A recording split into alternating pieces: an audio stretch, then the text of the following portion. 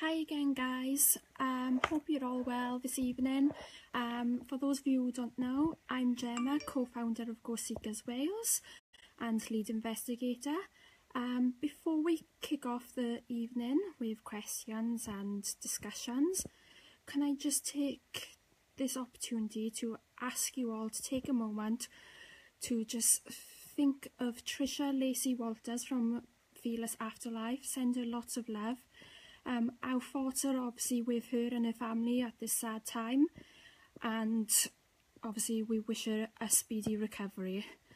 Okay then guys, just to get started, we have got a few announcements this evening.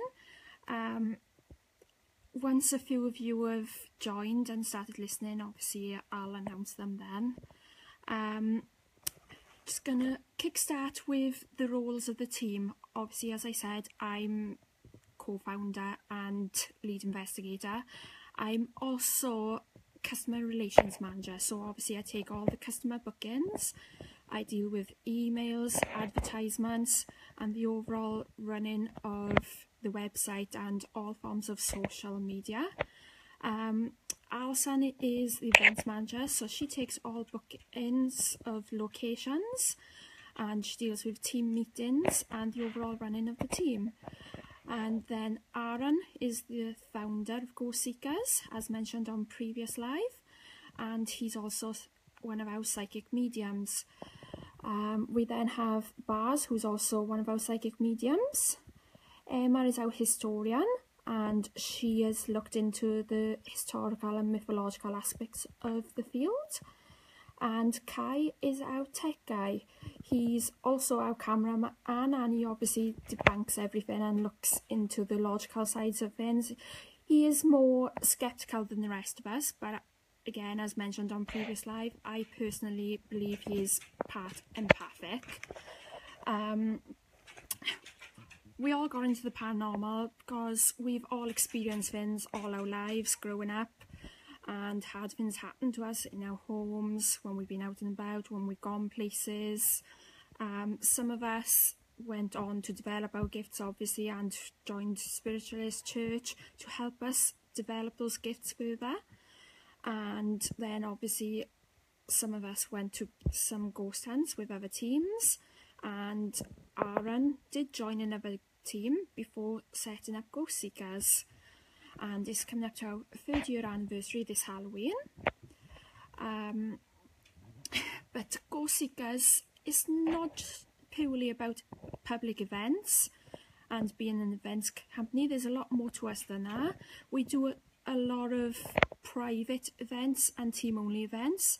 Our team-only investigations are obviously for us to bond as a team, new techniques and methods for us to conduct our research and to look into new ideas and new locations. And our private events are great because obviously that's a chance for us to have exclusive access to certain locations, like our secret location that we've previously gone to, and it also gives us a chance to investigate some locations that have never been investigated.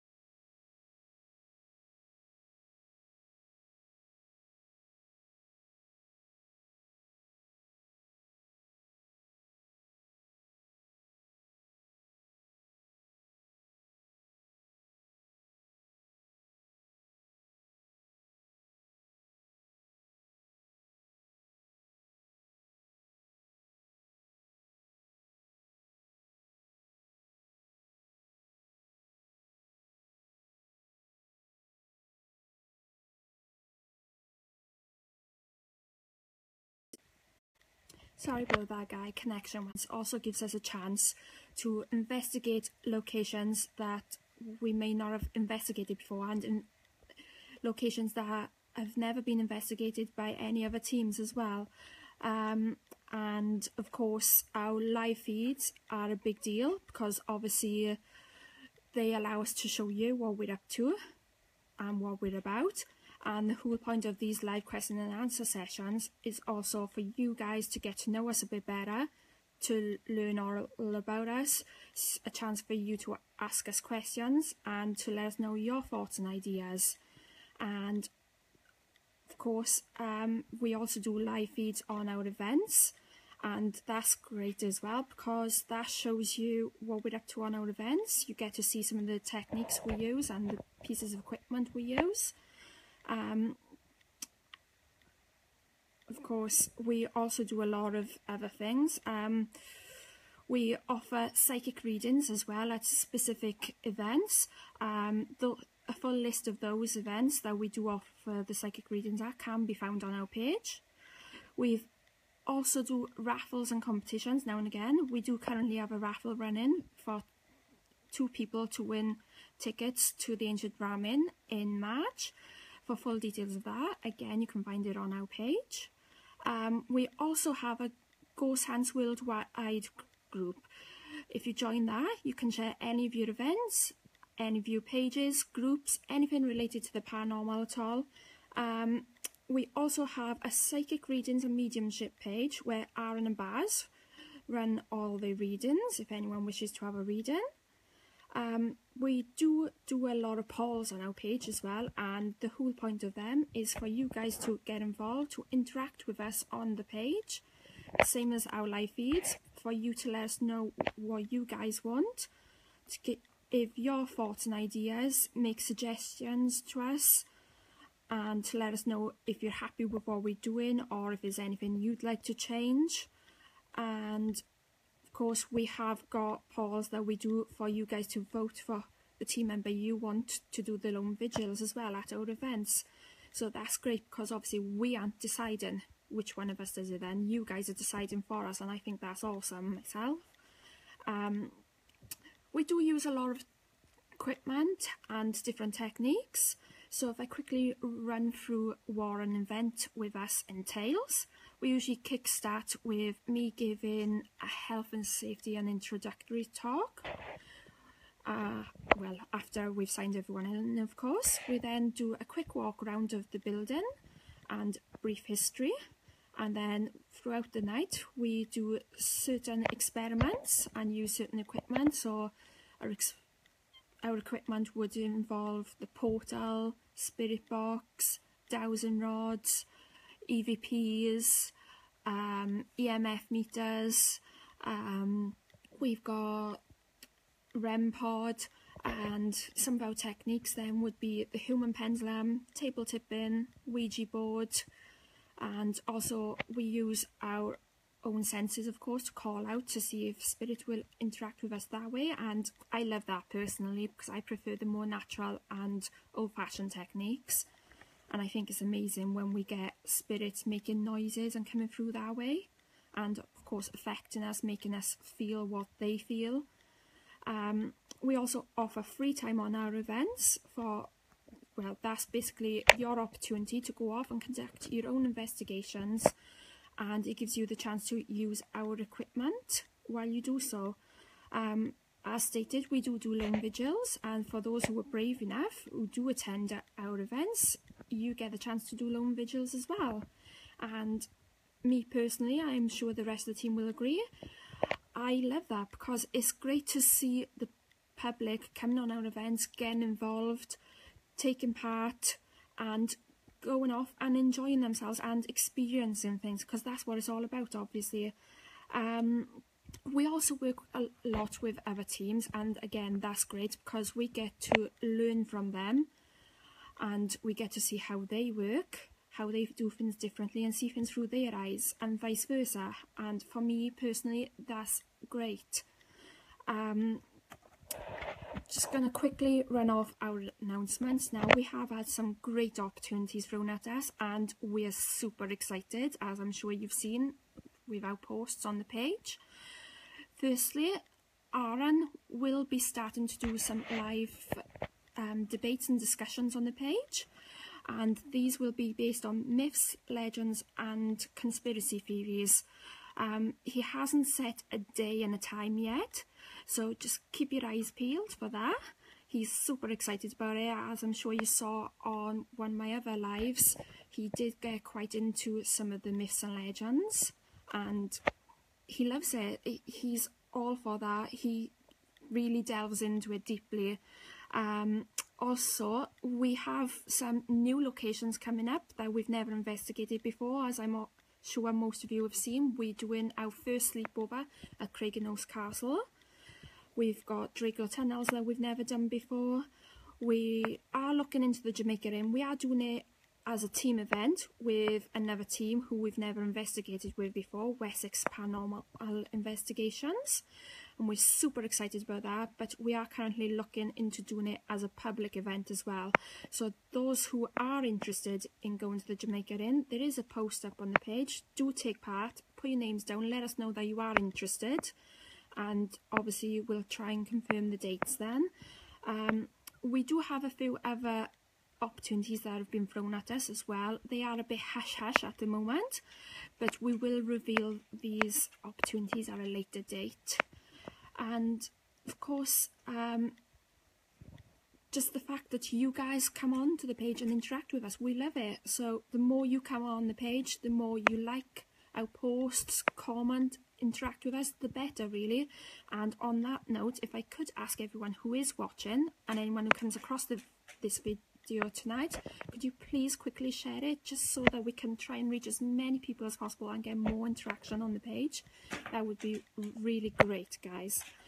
I know there were a couple of things mentioned on the live feeds last time that I missed. Unfortunately, when we are doing the live feeds, only the odd 1 or 2 comments pops up for us to see, so we got to keep scrolling to go through all the comments. So sometimes it is really easy to miss some of the comments. So I'm going to quickly check what I did miss last time. I think it was Martin from Wessex Paranormal Investigations asked if I had seen an apparition at all.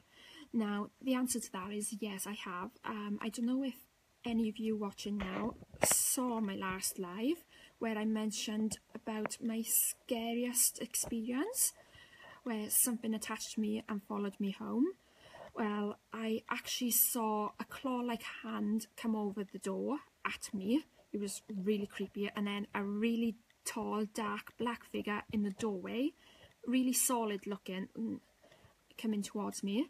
And then when I was too afraid to go upstairs and had to sleep downstairs for like 2 nights in a row because I was that scared, I saw a white lady in a long white dress walking about my living room and in the kitchen. Now, I do believe she was there to protect me, but I have no idea who she is. Never seen her before, and I haven't seen her since. Also, someone else asked on the previous live if we investigate ruins. Now, yes, we do investigate ruins and abandoned buildings whenever we can. We haven't done it as often as we used to, because of course we have a lot of other events, but when we can, we do go to ruins and abandoned buildings. We also do house investigations and cleansings whenever we can, like if people contact us and they need our help, and that's free of charge, of course. But yeah, we do a lot of things. So like I said, we're not just about doing events. There is far more to us than that. We don't class ourselves as an events company. We do this because we're passionate about it and we love it. I'm not sure about that, Richard. Alsan's our events manager. She deals with booking places, so I can ask Alsan. I think she's watching now. If you are watching, Alsan, can you elaborate as to why we can't go to Scare House? I can't remember myself. I know it was a while ago we looked into it. Hi Perry. Hi just gonna quickly look through my list now to see what other people voted for me to mention. Somebody asked on the page, Marie Williams asked, can ghosts follow you home? Well, I've basically answered that, because yes, they can attach to you, they can follow you. I think each member of the team have experienced it at some point. It doesn't always happen, and people who are afraid to go to these events thinking something's going to follow them home, it doesn't work like that. when spirits do attach and follow you, usually it's because they are drawn to you for some reason. For example, some spirits, if you were feeling really down or suffered a tragedy, or if you're depressed, then they feed off that, because a lot of spirits, especially these negative spirits, feed off your emotions, and then they attach to you and draw off that energy, and they keep affecting you. But spirits can attach to people for different reasons, and well, I can't go into detail as to why they all do it, because I can't really explain it. I can only explain what I know. And like I said, some do feed off your emotions and some are drawn to certain people. But other than that, I can't say why else they do it, because different people are different circumstances. We also got on the page scariest locations.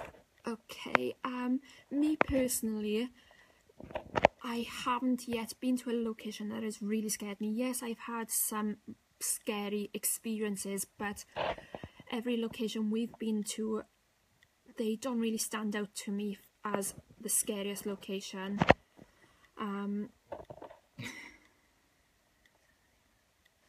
There we go, Richard. Alison's just answered. Scare House is a private residence and they won't allow us to access, unfortunately. Okay, just check again. I've already gone through what to expect at our events. Types of ghosts. Now, there are many types of ghosts. There's residual ghosts, who basically, they keep repeating then over and over.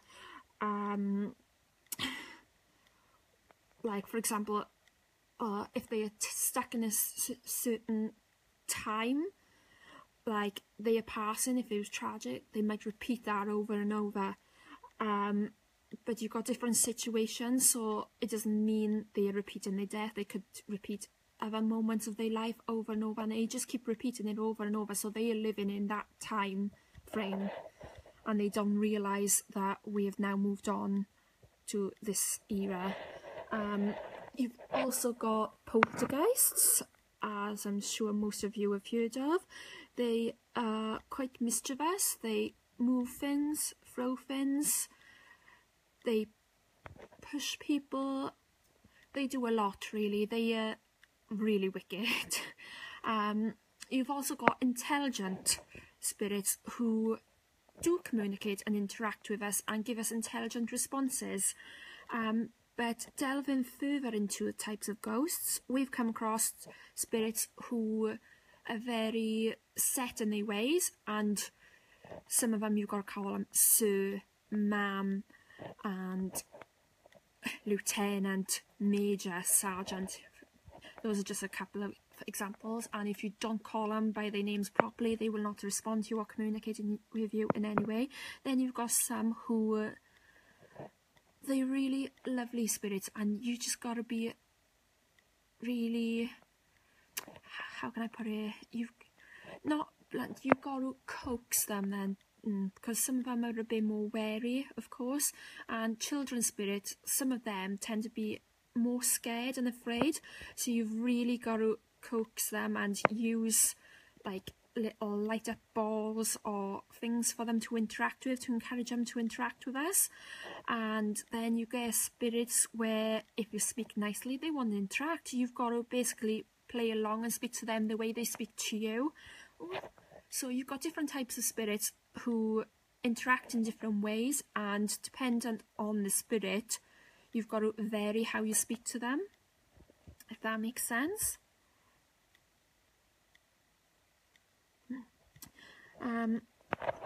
But I've more or less gone right through my list, so anyone wants to throw any questions at me tonight, or comment or say anything, if you want any discussions or anything regarding the paranormal or what we're about, our events, what we do with the team, any team members, then let me know, guys. I'm happy to answer any questions. Richard Davis is asking, can I explain why he sees times like 11, 11, 12, 12, 13, 13 on the clock on a regular basis? I've never come across this myself. I know it happens to many people. Obviously it's called recurring numbers, but they've usually got an explanation and a meaning behind them. It could mean something to you personally, so there could be a specific reason why you're seeing it, or it could be a warning, but other than that, I can't really explain it because I've never come across it myself, but some of the other team members might be able to explain it better. But usually there is a specific meaning behind it as to why you're seeing recurring numbers. Okay. What I'm going to do while I'm waiting for you guys to throw some questions at me, I'm just going to quickly go through maybe some of our equipment. I've already named some of our equipment, but I'll just explain a bit about them. So those who are really into the paranormal will know what an EMF meter is.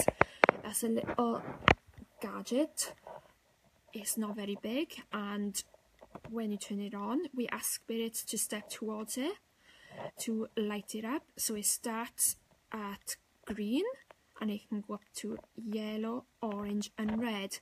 Now if the spirit's energy isn't very strong, it will struggle to push those lights up, but the stronger the energy, the better it works and the easier they find it. Hence why we ask them on events to use our energy to try and make those lights go from green to yellow, orange, red and so on. And it's one of our favourite pieces of equipment and it works really well, and I know a lot of teams use the EMF meter, and of course the children love it because it lights up. You're welcome, Richard. We also use the REM pod, and this is fab.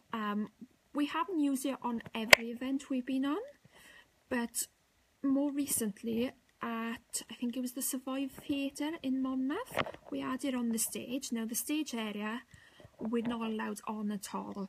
There is access there, but nobody's allowed on it, so you've got to stay away from it. And while I was doing a live feed of guests on the Ouija board, we had glow-in-the-dark marbles on the stage as well, which were thrown during the live feed. Now we didn't actually capture the footage, but you could hear it and you could see us all jumping and reacting to it, and then all of a sudden the REM pod started going off. But now the REM pod is a little device where it's got like a little antenna on it, and when spirits go towards it, it makes a noise and it lights up. And after the marbles were thrown at us from the stage, the REM pod started going crazy, and it, like I said, it was making noises, lighting up, and we later found out it was the children, and we started communicating with them via the REM pod, and they kept going towards it and lighting up, and it got to the point where they didn't really want to answer questions. They were just doing it because they were having fun and playing, which is great of course, and we encourage that. We've also got dowsing rods. Now I don't know if you would have heard of these or come across them. Some teams use them, some don't. Basically these are, how do I explain them? Ours are metal and they're in like an L shape, and you hold the smallest side. You don't hold it too tight or too loosely, you just hold it firmly, and you hold them both, one in each hand, in the centre, so they're pointing away from you, and you ask for a yes answer and then a no answer. Now what happens when you do that is they will move to give you firstly your yes answer, then your no answer. Now what I usually get when I use them, they open wide, so they move outwards, both of them in each hand for a yes answer, and then they cross over for a no answer. But when Alison uses them, for some reason she only ever gets one moving at a time. So for example, her yes answer might be the left hand and her no answer might be the right hand, or vice versa.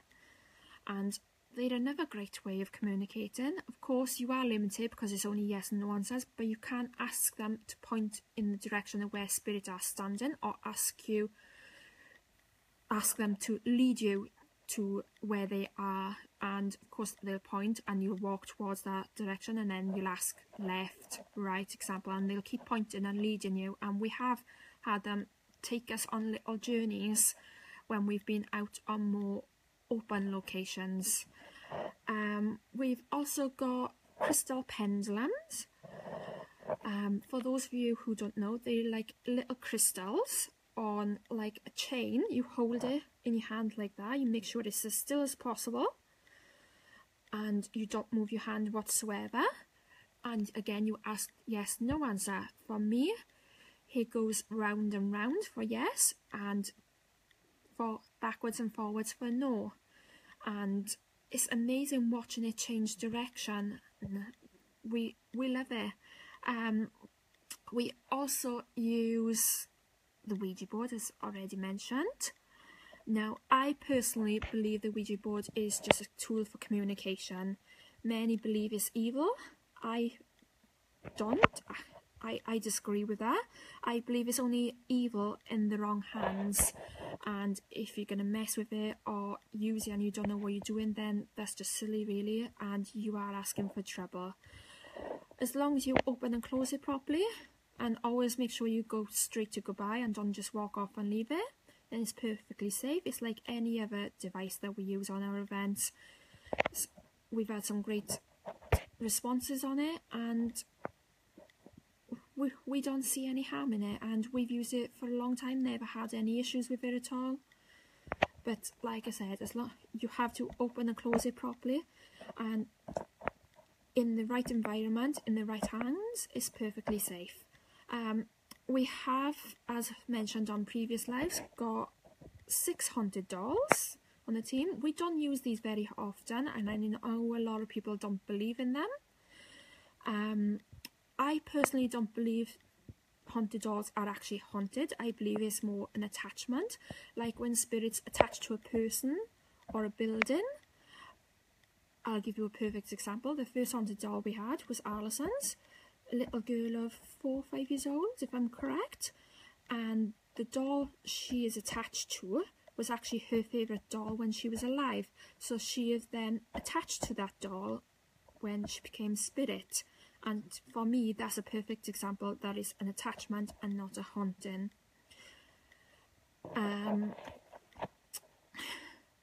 If any of you guys disagree with me, have different opinions, then great, go ahead, give me your opinions. We love debates and discussions. We love hearing different points of views, or any questions on anything I'm saying at all. Throw them at me, guys, because that's the whole point of this. This is a question and answer session. Angela Thomas saying her son turns 18 next August and wants to do a ghost hunt for it. That'd be awesome, Angela. Get in touch with us, message the page, and that'd be great. We'd love to have you on an event. We love welcoming in new people, just as we love welcoming back returning customers. Hi, Matthew. Looking forward to seeing you again Saturday at Margam. Can't wait. And on that note, actually, mentioning Margam, as you know, I've been doing a couple of these live question and answer sessions now, guys, and we are hoping to do a live question and answer session at Margam before we do our event, because we will be there a couple of hours early, but we're open to do it as a full team. So that'll be great for you guys, because obviously so far it's been me doing all these live question and answer sessions, and it gives you a chance to ask the rest of the team questions and put your suggestions across to them and find out a bit about them. Yeah, I can't wait, Matthew. Angela Thomas saying brilliant, she went to Dunraven Castle. Yeah, I thought I recognised your name. That'd be awesome, Angela. We'd love to have you back. But yeah, like I said, message the page, and we'll sort something out. Any events, we put all our events up on the page and the website, so just check out all our events. Of course, we will be adding more as we go along. They're not all up there yet. I did mention earlier on, I'm not sure if you saw it because I did start, I think, before you joined on the live, that we are looking into the Jamaica Inn as well. So hopefully we'll have that under our belt. Yeah, hopefully signal will be good, Matthew. We'll have to see which room to do it in. I find the signal's better downstairs, to be honest, so perhaps we'll do it downstairs, but we just thought it'd be a great idea for the whole team to do a live question and answer session, because obviously people have gotten to know me a bit now and they're probably sick of seeing my mug, to be honest, and it'll be a great opportunity for them to ask other team members questions, because obviously we all have different abilities, we all work in different ways, so maybe there's different questions for different team members, or they might be able to answer it in a different way or have different opinions, and that's great because we love people interacting with us, we love people getting to know us, and we love getting to know everyone else as well. Any more questions for me at all, guys? Like I said, I'm more than happy to answer any questions. If there's anything you'd like me to discuss here tonight, I'm more than happy to do so. Any debates you want to have with me? I don't know if Alison and Emma are still watching. Haven't seen them pop up in a little while. If you are still watching, guys, anything you want to mention or bring up, or you want to ask me, or you want me to mention to everyone, let me know. I think I've run through everything on my list, so basically I'm ready for any questions. Yeah, there we go, Emma's still here. Anything you can suggest for me to mention, Magam is £35 per person, Angela, with a £15 non-refundable deposit. Anything you think I should mention, or anything interesting that you can think of that I may not have mentioned on any of my lives at all? Anything to do with the paranormal? Doesn't have to be about our events or our team. Could be anything paranormal related, or anything anyone else would like to know about that's related to the paranormal. Maybe there's some... No, Emma can't think of anything at the moment. Maybe there's some other myths and legends, or anything that you guys can think of. We haven't got another Magam booked at the moment, because we have had, I think, 2 others that we've done this year. So Saturday will be our 3rd one this year, but we will be booking it again for next year. We do have reserve lists for every event that we do, so we're more than happy to put your name down on the reserve list, and obviously you'll be one of the first ones we'd contact then to put your name down if that's what you'd like us to do. Yeah, see, for those of you who don't know, Matthew Davis, who's commenting, he's one of the security guards at Magam Park, and he'll be there with us Saturday. He has been on an event with us before, and he's amazing. He's had a few things happen to him, and he does know a little bit of the history as well. He obviously doesn't tell us, he waits for us to experience things, and then if we come out with things or pick up on things, experience things that he himself has experienced or he knows has happened there, then obviously he'll confirm it for us. And he's amazing. He comes around with us. He got involved last night, and he had the public in stitches last night. He's amazing. Yes, Matthew, there are...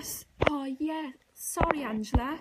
Me being silly. There is actually 2 spaces come up for Magam Saturday if you are interested, because 2 cancellations. Making Matthew blush. No, seriously, you were amazing. It's great because a lot of the places that we go, the security guards, they tend to just sit in the corner on their own. They don't even come around with us, but you're great. You come around with us, you get involved, and you come out with things that we don't even think of, which is great because, again, it's a fresh set of eyes, another point of view, and of course you've experienced some different things, so that's great, and it's great having someone there who can confirm things for us.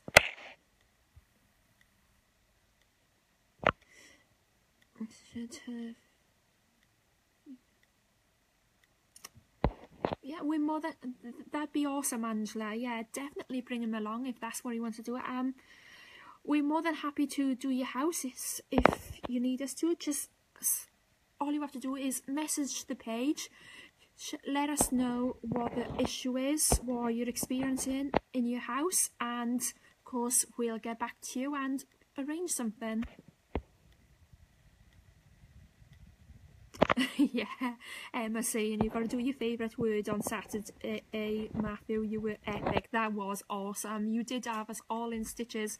So I laughed for days after. I still laugh now thinking about it. It was so funny. Oh, let's get in, Angela. Never mind. Look forward to it next time.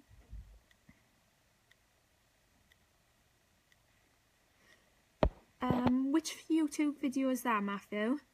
Is it the one of the island team? If so, I did start watching it, but I didn't finish it. If so, I'll have to finish watching it. Yeah, Alison saying you're crazy. Well, there we go. He fits in with us. We're all crazy. But crazy's good. We love crazy.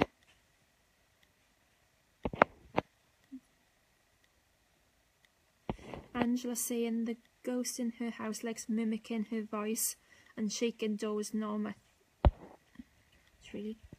That's interesting, Angela. That'd be really awesome to hear that word.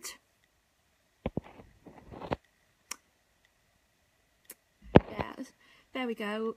That's the one Matthew's on about. It's the one of the island team.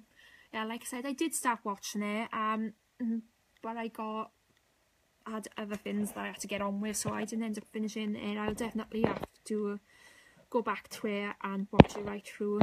It did look interesting though, and I'm assuming it was awesome, especially with there being such a small group of you. I can't imagine there's ever been a small group like that before at Margam, because usually it's public events, so obviously there's usually more people there. I'd love that if it was just us. It would be awesome. That's why we do come early as well, for us to have a chance to go around, because we love, although we enjoy our public events, we also love our team only events, and obviously we got to be more stricter. I can't get my words out now. We've got to be stricter and more professional on our public events, whereas on team only we can be more ourselves and we feel more comfortable, obviously, and we might do things that we can't do on public events, so we love our team only events.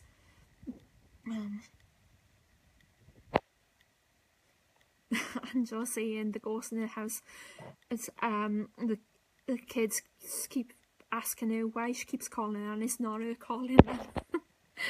Bless.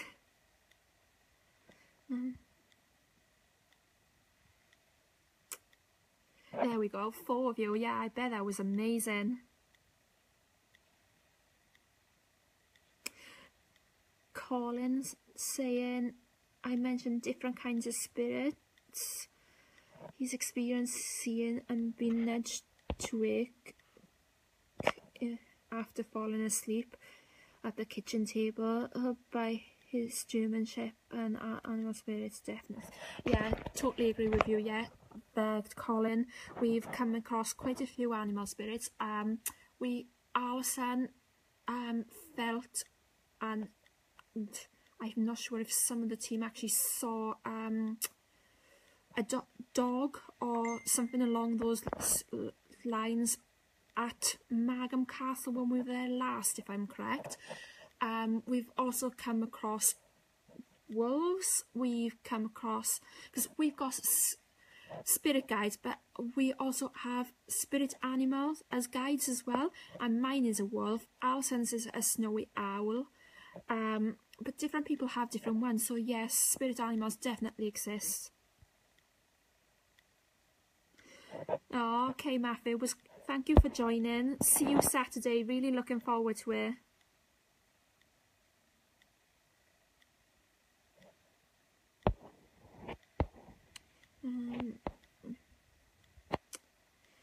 Just going back through the comments, sorry guys, trying to catch up.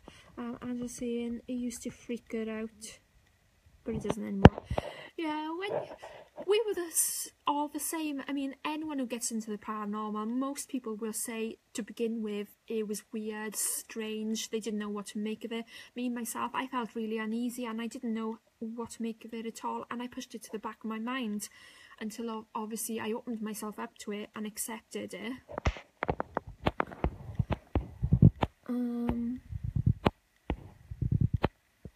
There we go. Alison confirming that it was a wolfhound that she saw at Margam Castle. Emma's got a snow wolf and snowy owl, and she gets followed by her dog as well. Angela saying she picked up a face on her Snapchat before, right in front of her. Cool, awesome. Any photos you have or any bits of evidence, send them over to our page. We're more than happy to put them up for everyone to see. Perhaps we can post it, not tell people what you've seen, just post it with a little caption saying, asking people what can they see and see if they pick up the same things. Because we love things like that, and it's good to get different things on the page and get different people interacting. Because interaction on the page is great, we love it. Any more questions, guys, or anything else you'd like me to discuss at all? Any more myths or any other types of spirits or things we've experienced at all? Anything you're interested and you'd like to know? Would you like to share any of your experiences with us? I'm more than happy to share them on here live with everyone. Or maybe there's something you've experienced and you don't know what to make of it and you'd like to ask me about it.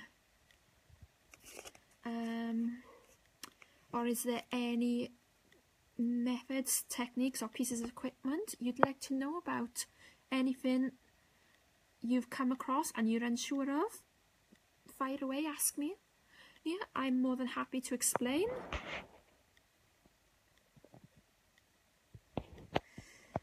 Colin Jones saying, strange that I mentioned Margam Castle. His dad was a page boy there when he was 13 and his brother was Lady Talbot's chauffeur. He has pictures of his dad on the staircase. Wow, that's amazing, Colin.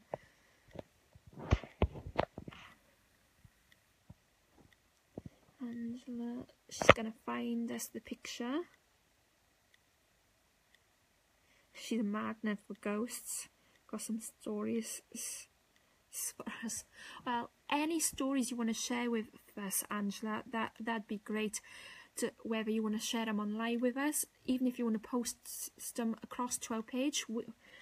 Obviously, any visitor posts go into visitor posts, but what we tend to do, anything interesting in the visitor posts, we'll then share it onto the page for everyone to see. So any photos, videos, any stories you want to share with us, let us know and we'll post them up on the page.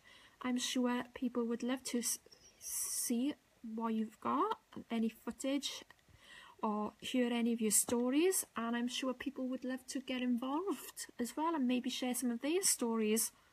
That's what it's all about, of course, people sharing their experiences, interacting on the page, and it creates a great vibe because it gets everyone involved, and that's how the paranormal should be, us all helping each other out and getting involved and sharing things with each other, supporting one another, and that's what we love.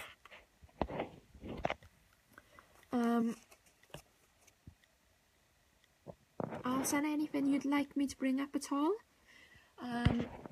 Any discussions you think I should have, or anything that I haven't explained in any of my live feeds that you think I should explain to people? Or perhaps you can mention some of your experiences for people. Maybe you have a few questions?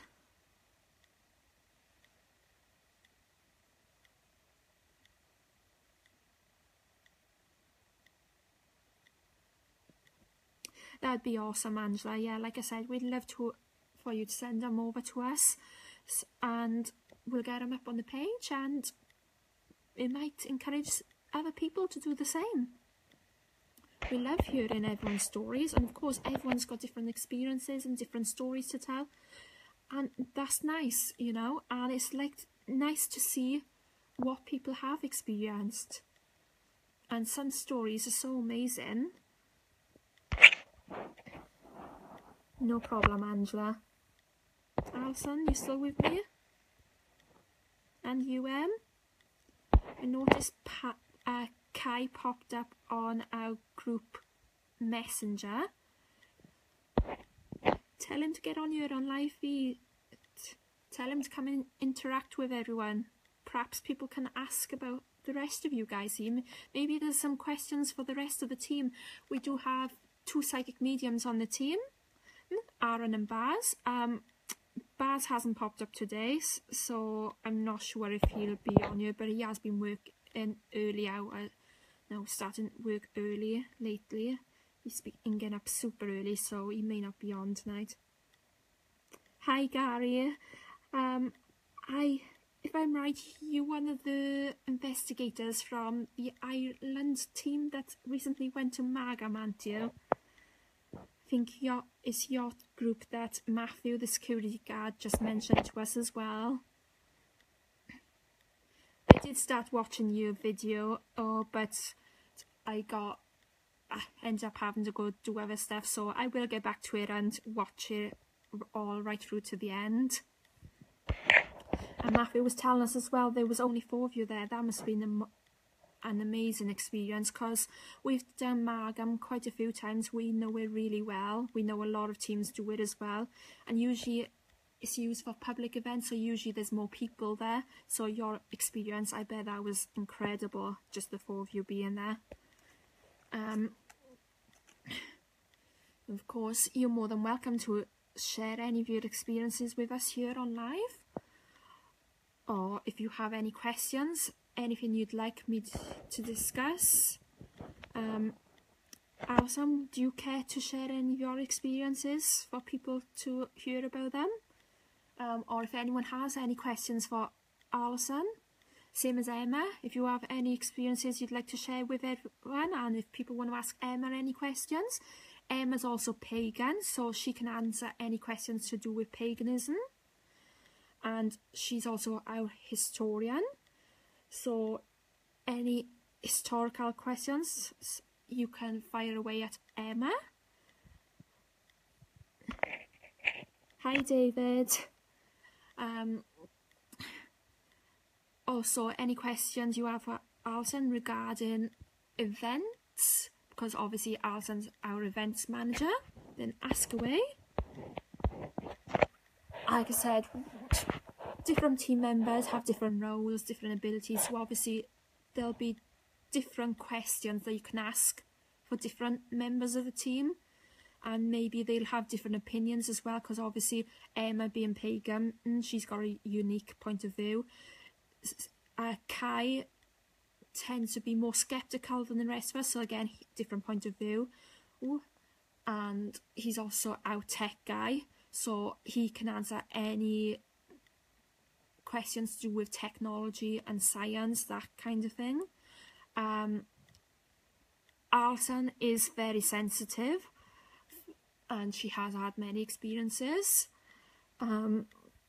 Aaron is psychic medium, like I said, and so is Baz. So, you know, there could be different questions for those that I might not be able to answer, or maybe they have different opinions to me, and maybe you want to hear a bit about them and what they can do and their roles and the things they've experienced. If you do, then ask away, guys. Some of them are here watching my live, so they are able to comment with their answers and get involved and interact with you guys. And if there's anything I can answer, I will, to the best of my ability, of course. Are there any other questions for me at all? Is there anything you'd like me to discuss? Alison or Emma? Come on guys, share some of your experiences. Let everyone know what you guys have experienced. Alison, maybe tell them about some of the things that have gone on in your house. You've had some interesting things happen in your house. There's the situation with the drawer that you had that time, and Becca has had some stuff happening in her bedroom. You've also had stuff happening a lot in the kitchen. Maybe tell people about them. Let them know what you've experienced and see what they think about it. I'm sure everyone would like to hear about it. Same as you, anything you've had happen in your house, some of your experiences. Maybe mention some things to do with your pagan views. I'm sure some people will find that really fascinating because obviously that's different. And you know, there are people who do follow those views and they might be interested to hear about it and to share the same type of views and maybe get involved. So come on guys, get involved. Fire away with your experiences, your different views that you have regarding different things. I know there's a lot of things that people do get quite heated over, and there are a lot of debates in the paranormal field. Some of them being the Ouija board, haunted dolls, orbs is another one. We did discuss a little bit about shadow figures and shapeshifters the other night. David saying he went to Abertawe Lime Kettle the other night and they had something run at them, but there was nothing there. We all do. That's awesome. We've had that a few times at different locations, David. And the only way we can explain it is as though like you might be, for example, in a corridor or say in a graveyard, and you're one side and they are way down the other end, and you'll see like a black, dark, shadowy figure. And all of a sudden you see it getting closer and closer. It starts creeping at first usually, and then it gets closer and closer, and all of a sudden the only way we can explain it is it rushes at you until it's right in your face. And we've jumped a mile up when that has happened. It's really creepy. We don't like that at all. There we go guys. Alison's saying her kitchen drawer got pulled out completely and placed in the middle of her kitchen. Yeah, and the interesting thing about that with Alison's kitchen drawer is it's one of those pull-out drawers where it's really heavy and you can't just lift it and take it out. I can't remember the word for it. What's it called, Alison? You know what I mean. But they basically pulled it out, and Alison had gone out shopping, and when there was no one in the house, when she came back home from shopping, she found it in the middle of the kitchen floor, and nothing had been touched in the drawer, nothing had been taken from the house, all the doors had been locked, all the windows were locked, there was no break-in at all. Alison had checked all that, and nothing had been moved, nothing had been touched, except that the drawer had been completely taken out and placed in the middle of the kitchen floor. Like Alison just said, but there, she calmed it now. They get a lot of activity in the kitchen.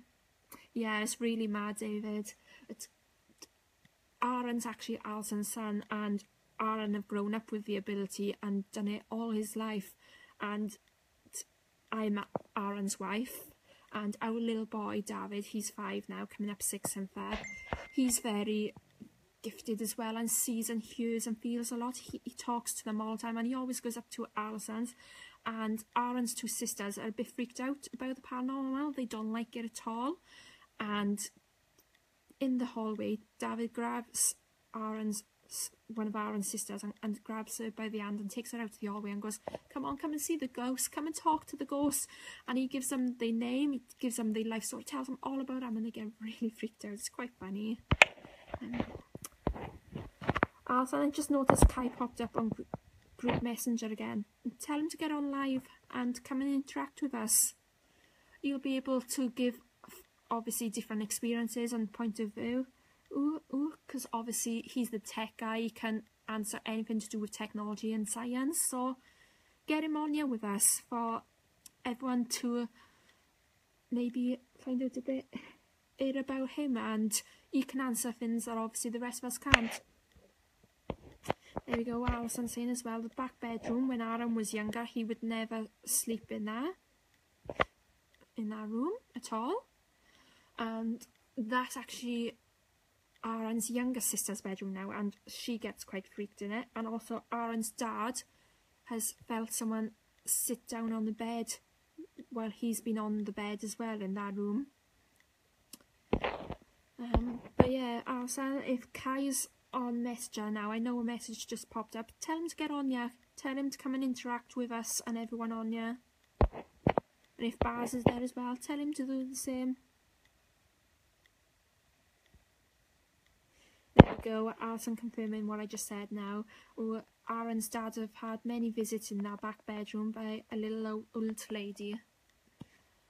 But it's weird how children experience things, and as they get older, they experience it differently, because obviously children are more open to it, and if they are gifted, you notice that gift developing as they grow older, and that obviously happened with Aaron, and we are noticing it happen with David. David have experienced things since he was a baby, and he's had spirits around him, well, from the moment he was born, and we've only noticed his gift and ability to communicate with spirit growing as he's getting older, and he's becoming more and more open to it. And he asks us questions now as well, obviously, because he's at that age where he wants to know more about it.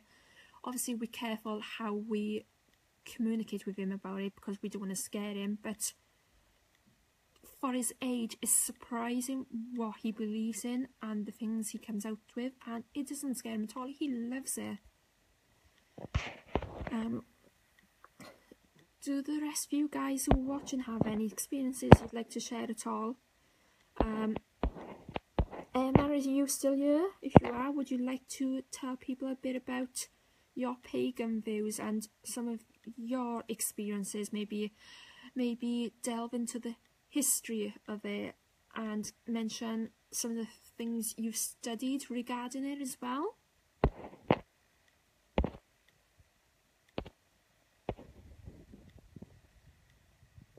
Yeah, there we go again. Alison confirming what I said. David likes to show Aaron's sister Becca the ghost on the stairs. David saying he had a scare with his niece when she was younger, saying she sees a little boy in the front room. In the end, it was a statue of a boy on the window. Oh, bless her. I bet she was scared. Yeah, Alison saying when David takes Becca to show her the ghost on the stairs, it completely freaks her out. Yeah, any experiences at all, guys, you want to share with us? We're always interested to hear them, so keep them coming. The more experiences you share with us, the more stories, the better. And it's great. We love hearing all about what you've experienced, your stories, your thoughts, your opinions, any suggestions you have for us regarding our events, our page, our methods, anything you'd like to see on the page. Or maybe there's something you'd like to see on the page that we don't do. Maybe there's some new ideas you can throw at us. Or maybe you'd like to let us know about the things we do on our page and the things we do on our events. Maybe you can, I don't know, ask about the other team members, or I don't know, any of their experiences. Maybe you'd like to find out a bit about the equipment we use and our techniques, how we use them, why we use them, our favourite equipment and techniques, and why. There's so many things that you could ask, guys.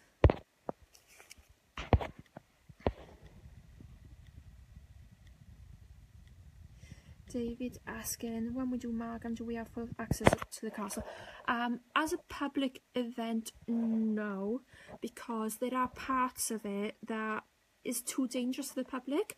But Matthew, the security guard who was on your chatting a few moments ago, he's great, and he he gives us access to those parts when the public aren't there. Now, a lot of the teams who go there don't have access to these parts. Only certain teams have access to these parts. We are very lucky and very fortunate that he gives us access to these parts, and we will have access to these parts again on Saturday.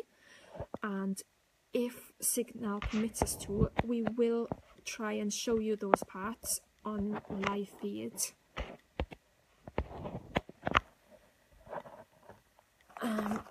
Any more questions or discussions for me?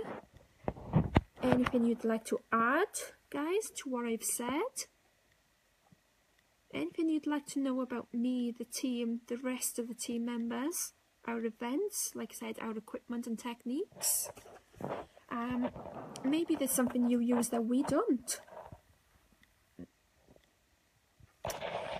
You've got, when you do a public event at Margam, you have, obviously the tea room is your base camp basically, yeah?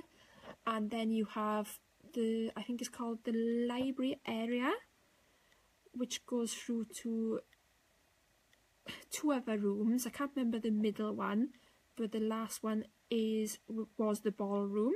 Then you go upstairs, you go up the grand staircase. You got obviously all the grand staircase but there and around. Then you got all those rooms up there, but the far end of the castle is the part that you're not allowed access to on public events because they are dangerous. They apparently, from what we've heard, they are gonna renovate that. Now I don't know if they have started, they might have, but once they finish renovating it, then they will give access to it to everyone then for public events. But yeah, Margam's a great place. We've been there a few times and it's so popular. We usually book it a couple of times throughout the year. Like this year, Saturday now will be our third time there this year, because so many people ask for Margam Castle, and when it fills up and we've sold out, we get people messaging then saying they gutted, so we end up booking another date, and then that fills up and more people are asking about it. So we do it a couple of times throughout the year because it's so popular, everyone wants to go there, and of course it's well known as well. And we've had some great activity there. Yes, we have gone there on the odd occasion where it's been quite flat and very calm and not much has happened. But we have had other occasions where we've had amazing activity there. We've had, well, I won't tell you what we've had, of course, because if you haven't been there, then you want to experience it for yourself. But no, the activity there is great. I'm not sure about that one, Martin, because we've never done it as a team-only event. We've only done it as public. What we do, because we have access to it from our public event is from 10 in the night until 4 in the morning, but we have access to it from 7 in the night. So we arrive there at 7 to set up all our equipment and do a little team investigation before we start our public event at 10. Like as previously stated, Alison is our events manager, so she knows all about the booking side of it. If I'm correct, it's £575 to book it for a public event, but we've never done it as team only, so I don't know if it'd be cheaper or not.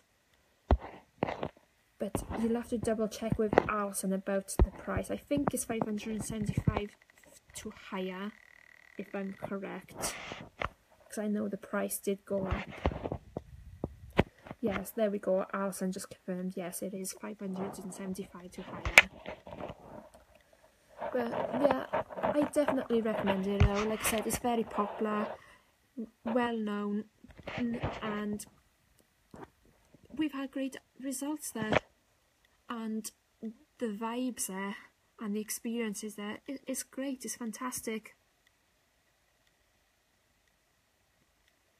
Alright.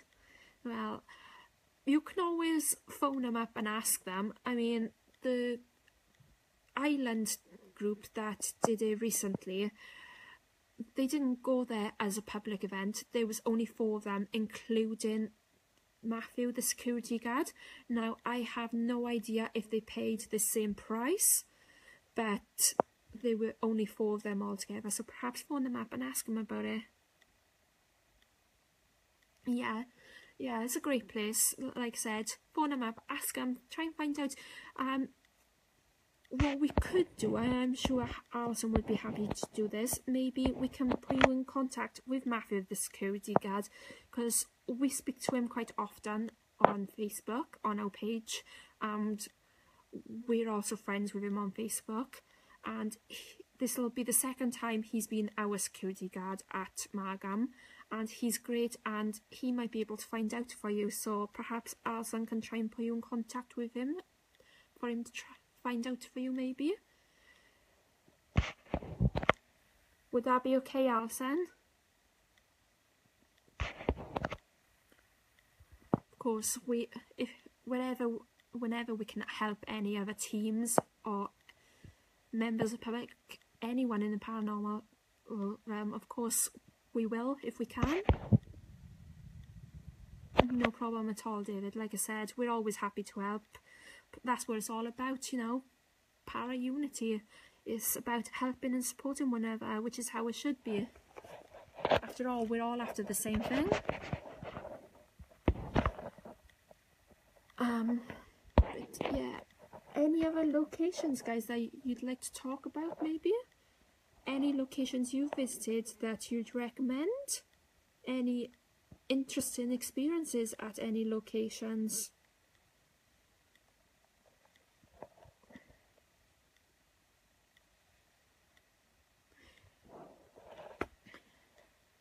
There we go, David.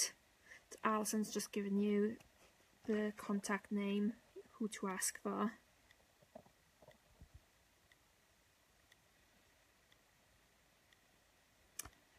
That's great, David. I mean, we've been running since 2014. That's when Aaron set up Ghost Seekers Wales. So it's coming up to our 3rd year anniversary this Halloween.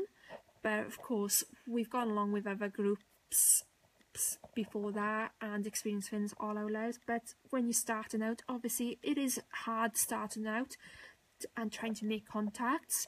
We know that ourselves from when we started out, but yeah, we're always happy to help, so if we can, we will.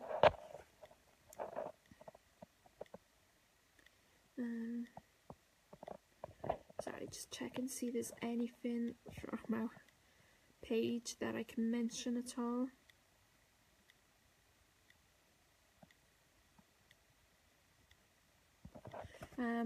Is Kai still on group messenger, Alison? If so, can you ask him to pop on to maybe give people some, just let them know a bit about what he does as our tech guy and our cameraman, and maybe go into detail a bit about the equipment he uses and what he looks for.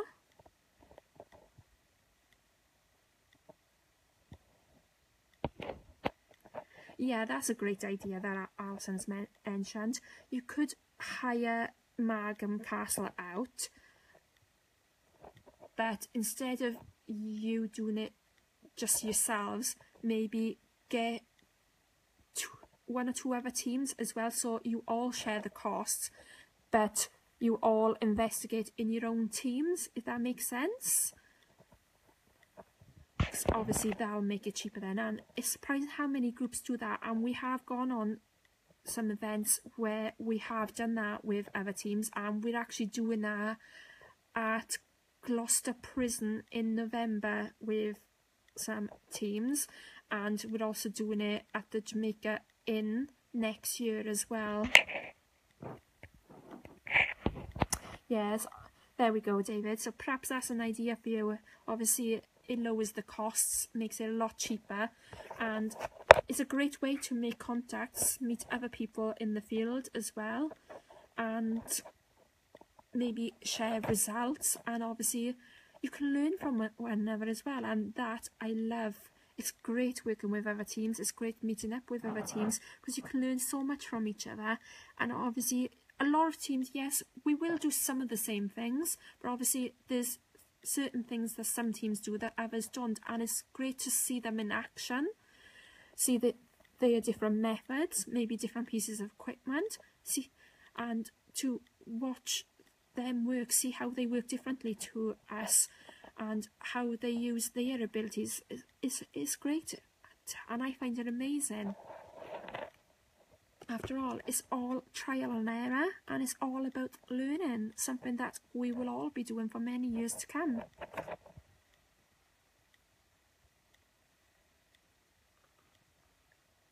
Oh, we've never been there before. We're going there with Wessex Paranormal Investigations in October next year, and we are currently looking into doing it as a public event as well, because we've heard so much about it and we can't wait to go there. Yeah, like Alison just said, we love TeamShare. It is great, and we've met some amazing people along the way, some amazing teams out there, and of course sometimes you become really good friends as well, and it makes it easier as well, because obviously you can help one another out, and that's great.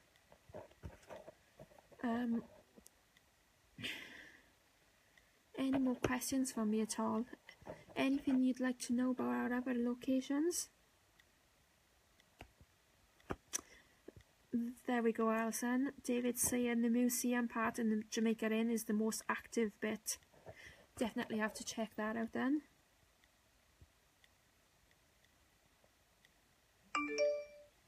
Emma saying she went there for food in April as well when she was on holidays. Amazing atmosphere. And place bouncing with energy.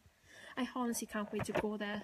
Like I said, we've heard so much about it, and it's another one that's well known and really popular, but of course not a lot of groups do it, only specific groups do it, so we feel honoured to be going there and to be able to have that opportunity to do it.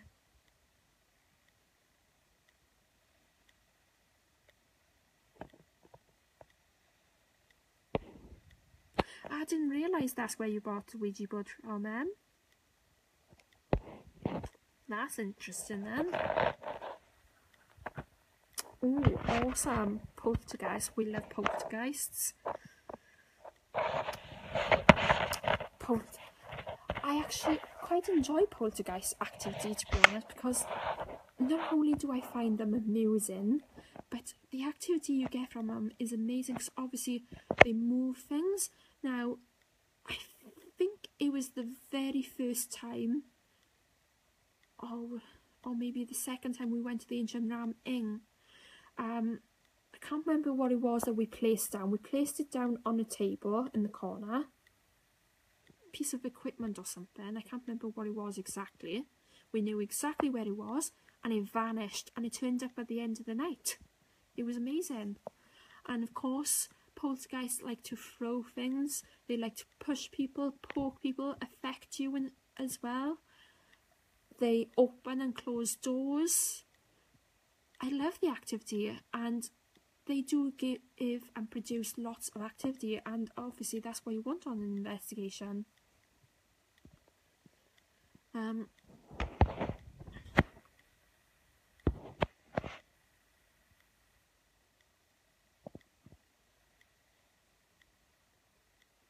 Emma's saying the shop has a fair bit of activity in the Jamaica Inn as well.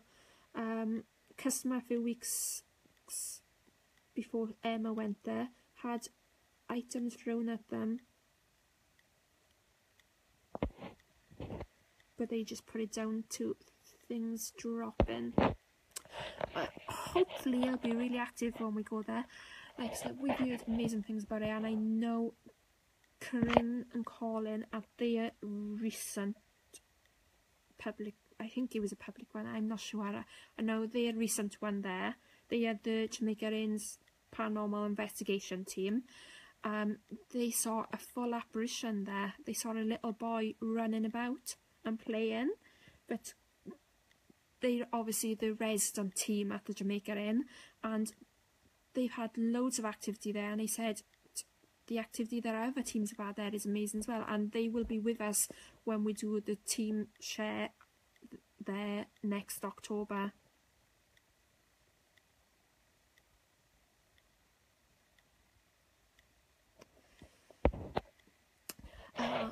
We're actually going to 30 East Drive. I think it's in March, is it? Oh, hang on, I'll just check the book now. Can't remember. 30 East Drive. Yeah, 24th of March we're going to 30 East Drive. We've never been there before. It's a first for us, but that's another one we've heard loads about, and we can't wait to go there. I did mention on previous live how Kai is a scaredy pants and he's freaking out over it because he's been watching videos about it and it's scared him a little bit.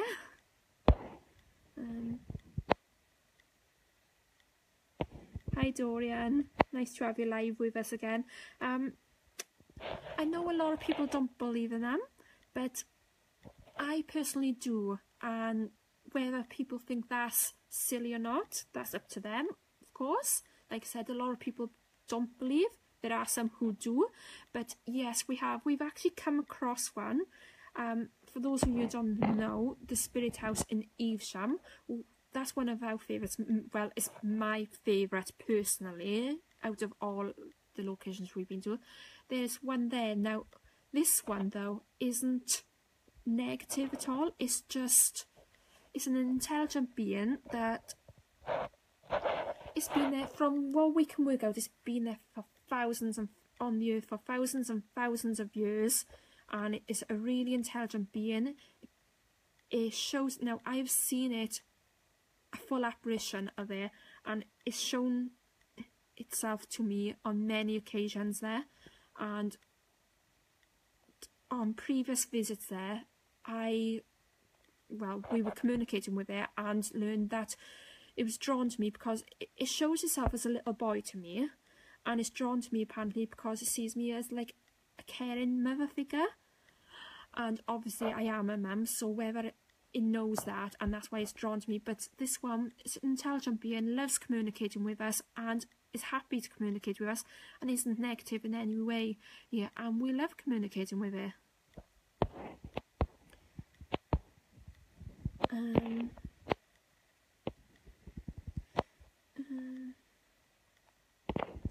I'm not sure if he watched the film, David.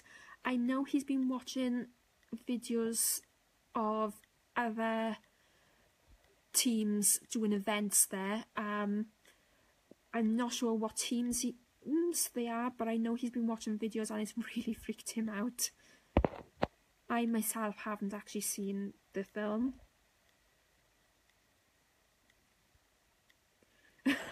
Dorian, you are funny. So, was that something that actually happened? Was it an experience? Or are you just making a joke? Either way, you're funny.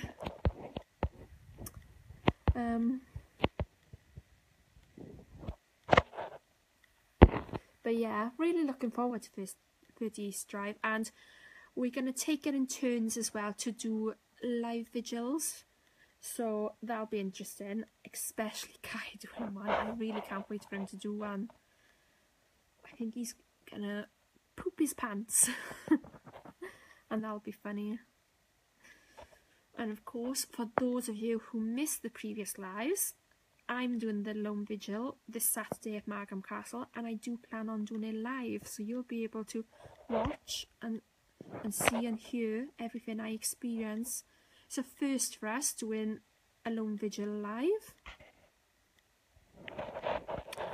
Okay, David, we'll have to do that. Right, guys, if you're still watching, Alice and Emma, we need to get Kai in the coal shed at 30 East Drive. But yeah, we love our Lone Vigils, they're great.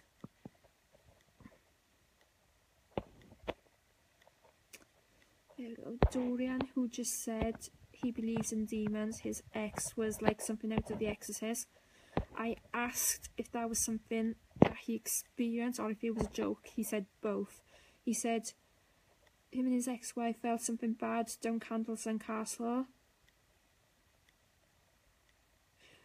but his ex made the thing in The Exorcist look pleasant. Oh my god, I'm sorry, I know I shouldn't laugh, it just sounds funny, but no, really fascinating, but I bet it was really scary as well at the same time. I bet that freaked you out.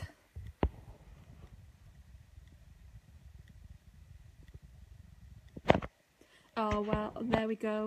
Oh, David, Emma saying Kai has mentioned the coal shed and he's not sure if he wants to go in there. Well, we'll definitely have to get him in there then.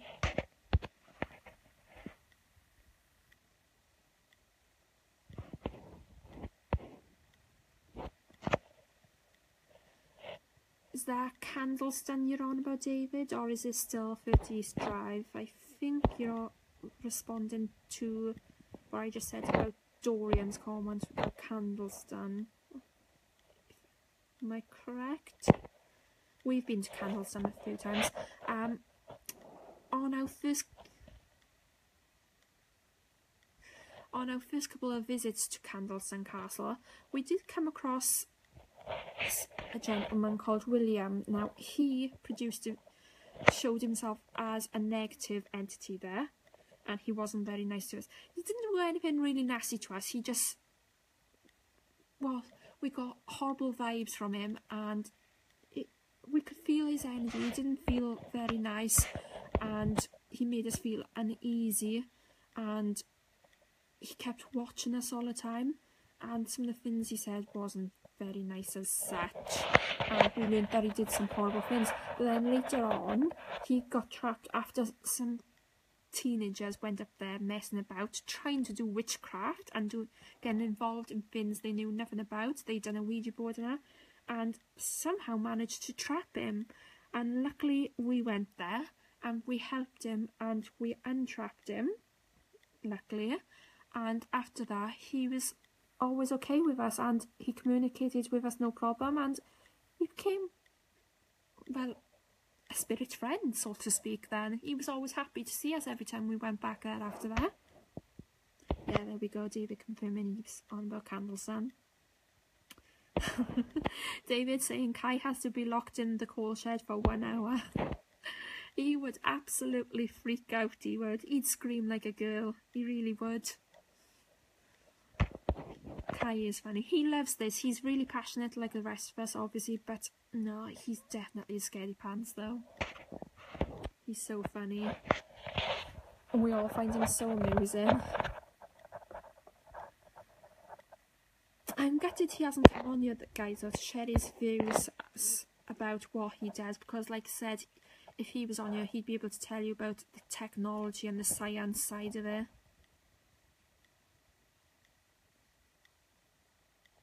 Yeah, David, that's what we come across. We come across all these symbols that they had drawn, and I can't remember what it was. We come across something that Emma, being a pagan, recognised it, and she explained it was to do with witchcraft, and we found some words that they had written, and from what we gathered, it was chants, and there was also an old bit of a Ouija board there, and the markings and stuff. I don't know how to explain it, but there was all these markings and these different scripts and writings, and like I said, old piece of Ouija board, and there was something there that Emma come across, and being a pagan and classed as a white witch, Emma knows all about that side of it. She knows, she's studied witchcraft and she got strong pagan views and studied the historical and mythological side of it, so she knows all about that. And obviously they'd been messing with things they knew nothing about. Something we don't advise is silly, because obviously they don't realise the dangers and what can happen. They don't realise that something can attach to them and that things can happen, and obviously then they've only got themselves to blame. Dorian saying one of his group got scratched down there, and since then there's only 3 of his team brave enough to go there. Wow. I don't know if you've noticed the photos we put up from our latest visit to our secret location. There's a picture, well, we've got 2 pictures. One is the original picture and one's a large of one of our team members being scratched as well. It was towards the end of the night where we were all sat there around a table in complete darkness, complete silence, doing a seance, obviously calling out and just using our own natural senses. And we asked if Spirit could step forward, come towards, step out of the shadows and come infect us in some way. And one of our team members explained that she was feeling like a burning sensation on her back, and when we checked and got a torch to look at it, there was 3 scratch marks as though they'd used their fingers and used their nails and scratched down her back like that. The first one actually drew blood, and you can see that clearly in the pictures, and the other 2 markings you couldn't see clearly to begin with, but then as we stood there and looked at it, you could see them, the angry red scratch marks coming out then on her skin.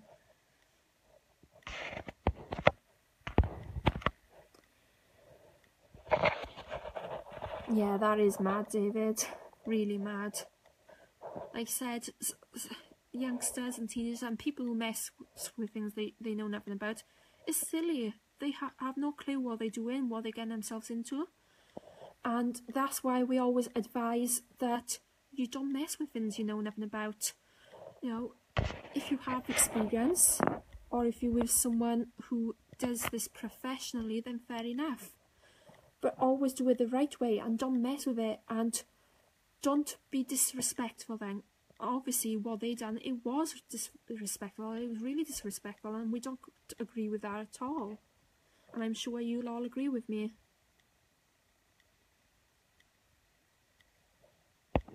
David saying his mates always the ones to get scratched when they go to certain places. Funnily enough, I think that was the first time for that team member to be scratched.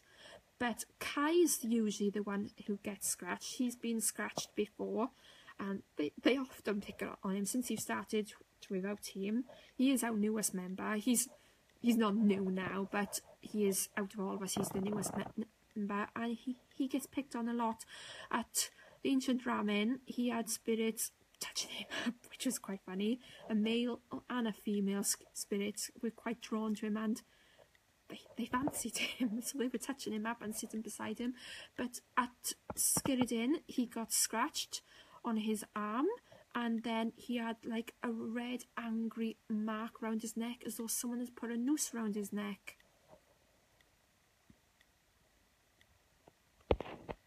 Exactly, David, and that's how it should be.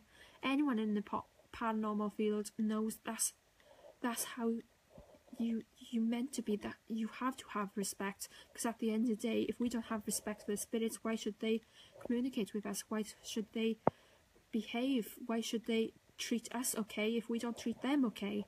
It's the same as people, or when we speak to people, when we're out and about, do we be disrespectful to them? No, of course we don't. We treat people the way we expect to be treated, and that's how it is with the spirit world as well.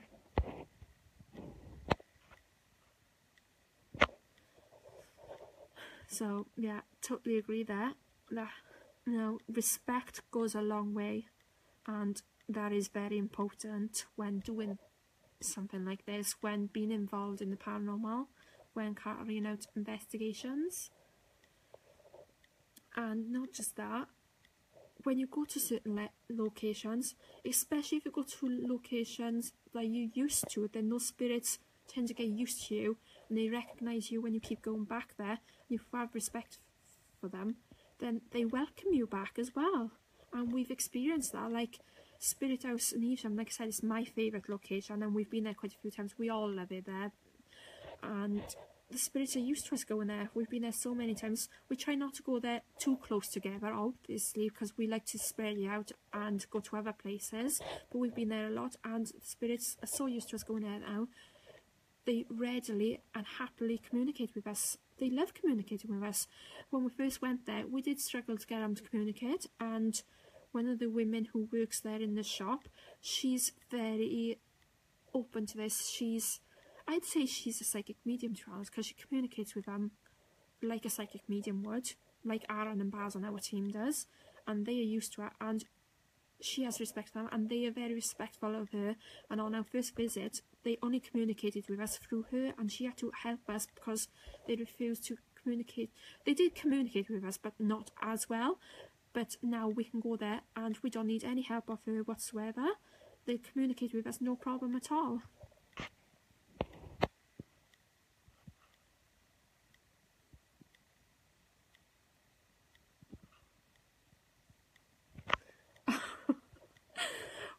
Well, David, obviously they liked you then and were drawn to you, and, well, they were obviously trying to get a little closer to you. But yeah, we've had a few interesting experiences with certain spirits at certain locations. Some of the women have been touched up.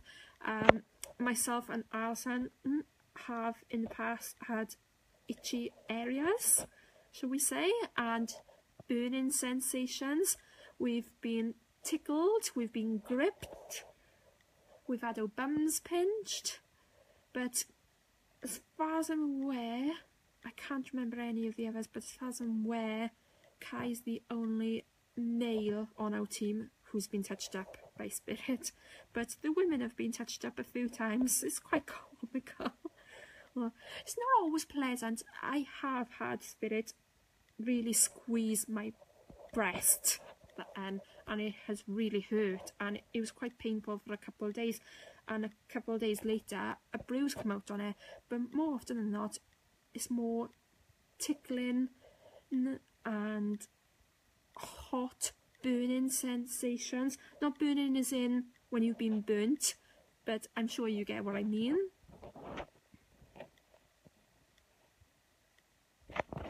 Yeah, we get that a lot, David. Actually, we had that at our latest visit to our secret location in cobwebs in our face, and obviously you're trying to wipe away and there's nothing there. We don't really like that feeling for us. It's horrible, and it's usually when they get closer to you and getting right in your face, and it's horrible. I hate that feeling. Not a nice feeling at all. It's a very strange feeling, in fact. And of course, that's the only way to explain it, is like cobwebs on your face. Not nice.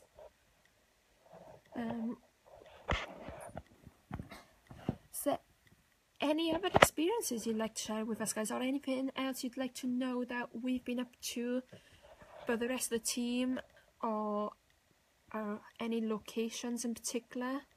I'm not being rude, guys. I'm just checking our page now and again just to see if there's anything I can bring up and mention at all with you guys. What do we have on there? Oh, there we go. There's an interesting one, and I find this interesting considering we're all into the paranormal, and we're all okay with communicating with spirits. It's greatest fears. Now, some of our fears you'd never expect it, considering we do ghost hunting. Now, for me, my greatest fears are spiders. I hate them. Hate spiders. Even the tiniest, they don't have to be big. The smallest of spiders scares me. I've literally stood on a chair in the middle of the room and refused to get down until Aaron have got the spider out of the room. I don't like being in the same room as a spider. Even if it's the other end of the room, I can't stand to be in the same room, and I'll climb up on the chair and I will scream. I really do. That's the only time you hear me screaming when I'm scared, is when there's a spider. So I'll either run out of the room or I'll climb on the chair and Aaron has to get out of the room. I don't like the thought of them, and for me, I picture it in my head as something big, black and hairy, and it creeps me out. I just hate it. I don't like it at all. Even talking about it freaks me out. And Emma mentioned on my previous live for her greatest fears is clowns, moths and spiders. And Baz, he doesn't like clowns, he doesn't like dolls. So considering we do ghost hunting and we communicate with spirits, a lot of people find it funny that we're scared of things like spiders and things like that.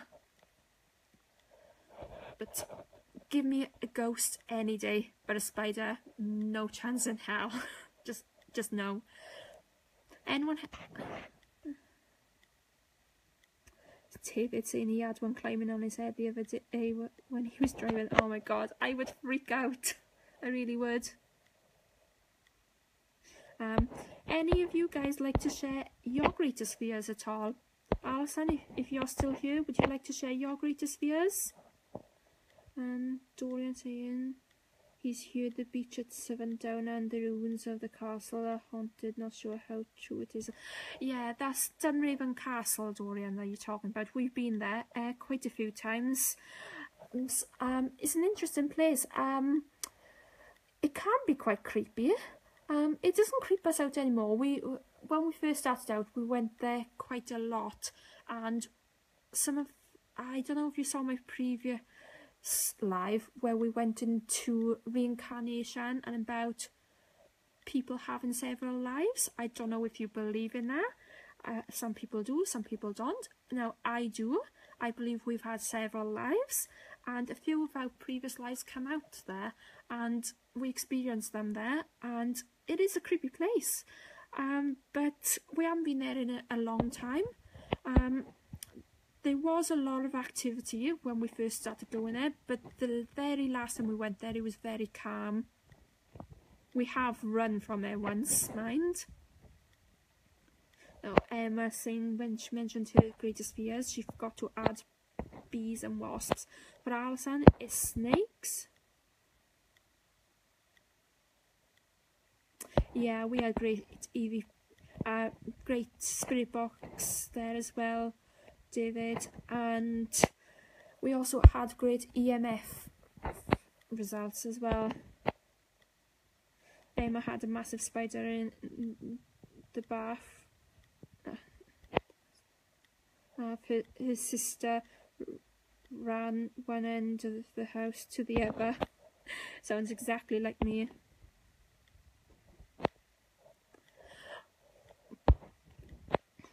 We haven't actually done the beach part. We haven't, Dorian. I'm not sure about David, but we done the castle, Dunraven Castle.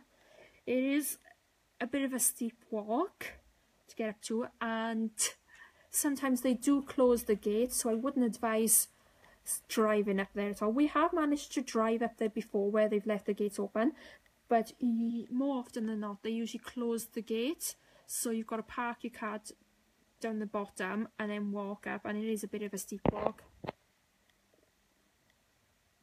Yeah, I agree with you there, David. Walking through the woods is really creepy. We don't like getting in the woods path. We see movement all the time, dark figures following us, faces. We see them surrounding us and rushing at us. Yeah, there we are. David's on about the same as me then, the Dunraven Castle. But yeah, it is a good place to go, especially if you've never been before. Let's see if there's anything else on the page.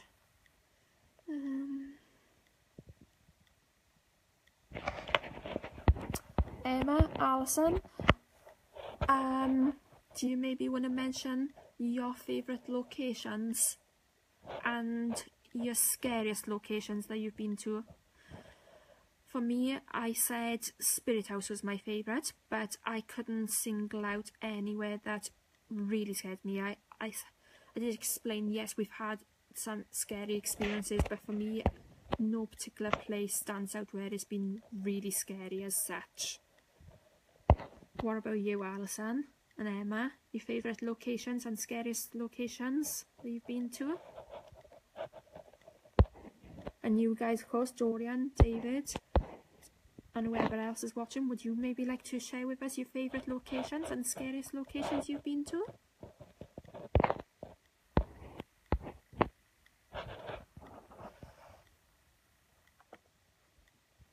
Alison, Emma, are you still here with us? It shows there's 4 people watching, so I'm assuming you are. There we go, Alison agrees with me. Spirit House is her favourite location. And your scariest location?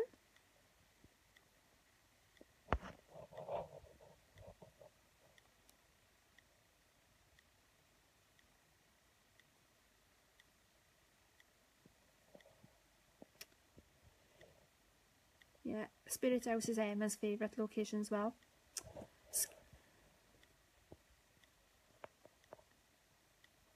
Have you got a scary location? I personally haven't. For me, none of them stand out as being the scariest. Obviously, we've all experienced some scary moments.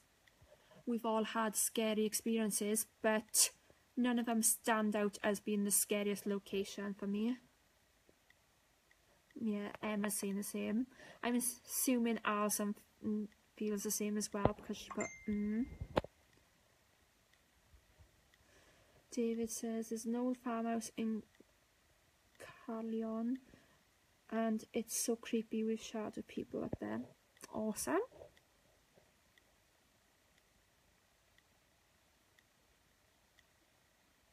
Oh, there we go, Alison. Yeah, I remember that.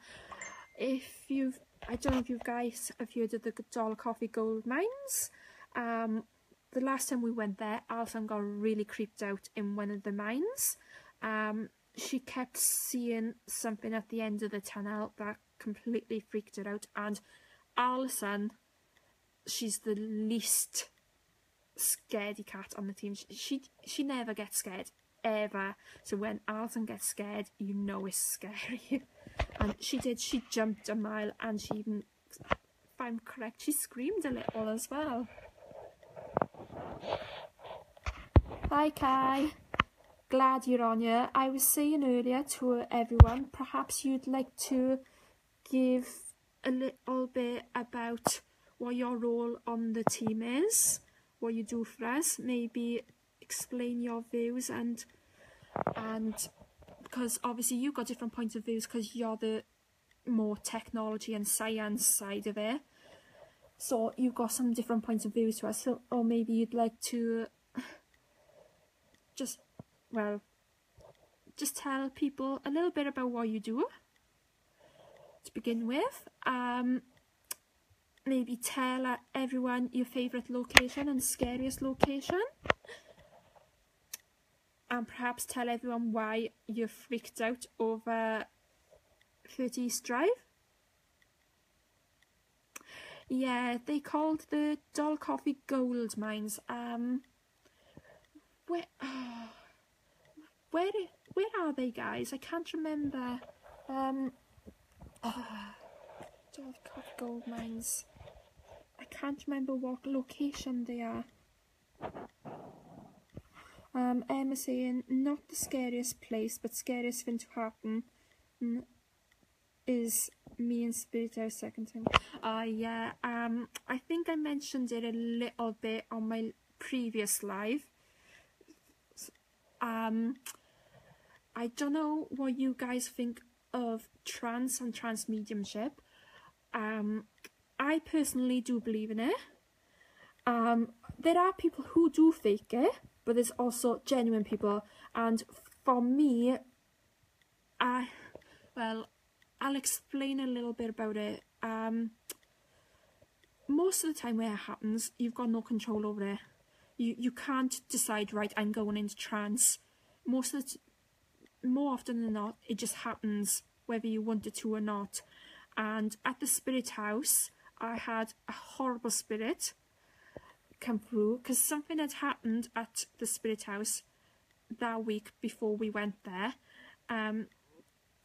Some spirit had come through there that wasn't supposed to be there apparently, and they got a priest in there who apparently made it worse, and the spirits got very angry and upset everyone. And when I was there then on our team event, this horrible spirit that was there came through me. I had no idea. I didn't know. The rest of the guys on the team noticed my face changing, my voice changing, and me reacting differently, and I didn't know. I wasn't aware of this, and I was completely out of it. I wasn't myself. I took the form of this spirit person, this negative entity, and I was really horrible. They all had to pin me down. It took 3 of them. Oh, yeah, no. 2, 3, no, 4 of them, sorry, to pin me down. And apparently I banged my head on the table several times, and to this day I cannot remember it at all. And apparently I didn't come out of this trance until Aaron went behind me and held a cross to my back and started telling me to come to the light and doing the symbol that they do for religion when you go to church. I'm not sure how you do it. For anyone who's religious, I'm really sorry. I don't mean to offend you. I'm just not sure how they do it. So that's what Emma's on about. She's saying that's the scariest thing for her, witnessing that. There we go. Dark Coffee Gold Mines is in West Wales. And Dorian's saying a friend of his dad was an RAF copper in the 70s based at St Daffan. He was in the guard room late. A member of the security patrol came bursting in floods of tears. He was pushed to the floor in an office whilst on patrol. Instead of robbing him, they took him seriously, closed the base. I'm really sorry, Dorian, but that's all it says. That your full comment isn't coming up. I got down as far as took him seriously and closed the base. Okay, Kai's on now, guys. Like I said, he's our tech guy, and he's just commented saying, as he's sure I've fully explained what he does, but he's the tech guy for the team, and mainly he works with all the equipment. His favourite place is Margam Castle, as he tends to get a lot more reaction when he gets involved than other locations. Oh, thanks. There we are. Emma's given me the rest of your comments, Dorian. Instead of robbing him, they took him seriously, closed the base and dispatched an armed patrol to check it out. They never found anything, but over the years lots of things have been seen. Wow, that again, another awesome experience.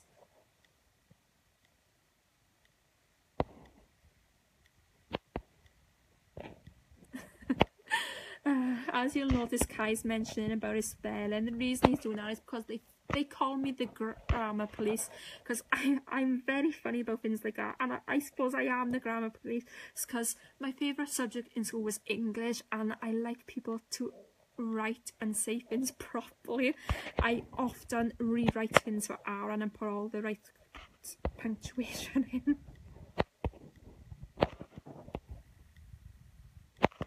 And David's saying he done 30s Drive, and yeah, David suggested putting you in the coal shed, Kai, because that's the most active part apparently. So apparently we're putting you in the coal shed for an hour for your lone vigil. Would you like to tell everyone why you freaked out over 30s Drive, maybe? I'm sure everyone would love to know.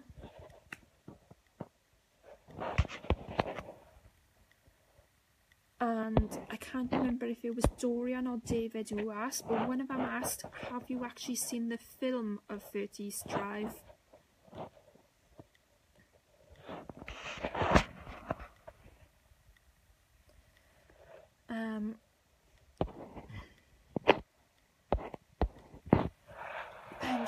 What I'm going to do, I'm going to re-look look over my list in my book as well to see if Kai can give any opinions on anything I've mentioned, because obviously he'll have a different point of view given that he's our tech guy.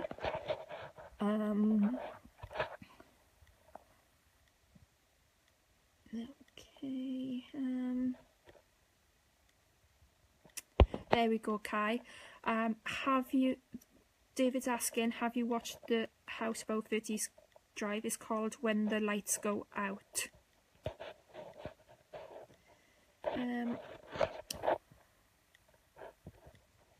And another question for you as well, Kai. The rest of us have answered. Your greatest fears. I know you weren't too keen on dolls, but since we've had our dolls, you have come around a bit, so I don't know if you're still scared of them. There we go. Kai has heard of the film and seen some of it. Would you like to explain to everyone why you're so freaked out over 30 East Drive? And then perhaps tell us your greatest fears.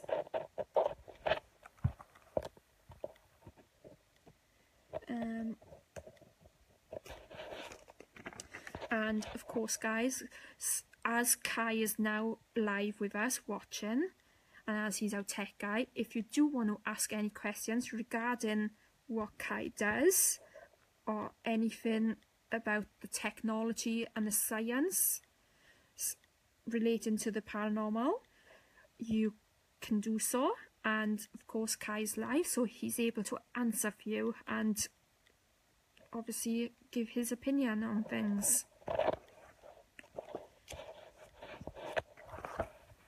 But you're more than welcome to ask anything else as well, of course. If there's anything you'd like to put to the rest of the team who are watching, Emma, Alison and Kai are all watching, so if there's anything you'd like to put to them, any questions you have for them, or if you'd like to know their opinions on anything, go ahead and ask.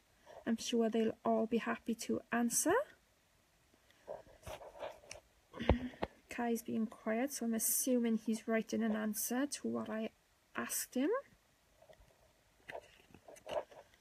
Alison and Emma have both gone a bit quiet now as well. Everyone's gone quiet now. I feel like I'm talking to myself.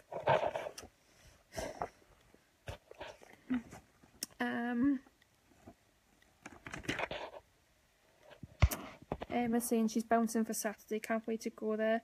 Only had 1 week off, but itching to get back to. I know it's been so weird having a week off this week, and although I was really drained last week and thought, oh my god, I can't wait to have a week off, I was gutted. I hated it because we're so used to doing it and being out investigating. It's horrible when we're not out investigating there. I was so jealous of everyone who was out investigating on the weekend. So no, I can't wait for Margam. It'd be nice to get back to it. And after that, I think the following week then we've got the Manor House. And then I'm on holiday for a week then. Well, me and Aaron and our little boy David are on holiday for a week then after that. And then when we come back, it won't be long until we go to, I think it's Drakelow Tunnels as team only, and then obviously a Halloween special. Listen, I am talking to myself. Bloody well felt like it. Perhaps I'm going crazy. David's doing Skirridin this Sunday and can't wait. Hope you have awesome activity there, David.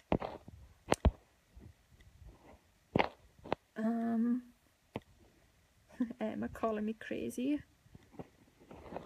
Cheeky. Yeah, I talk to myself all the time, Dorian. But everyone on the team is crazy. Crazy's good. We love crazy. Hi, Richard. There we go.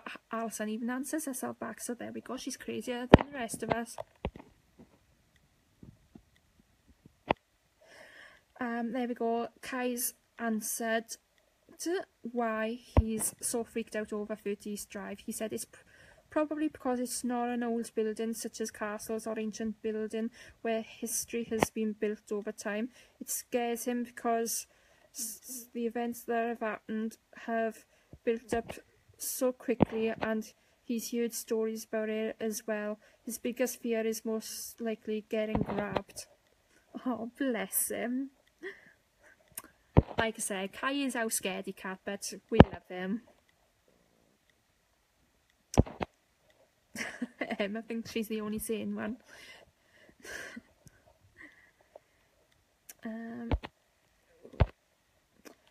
Hi Laura.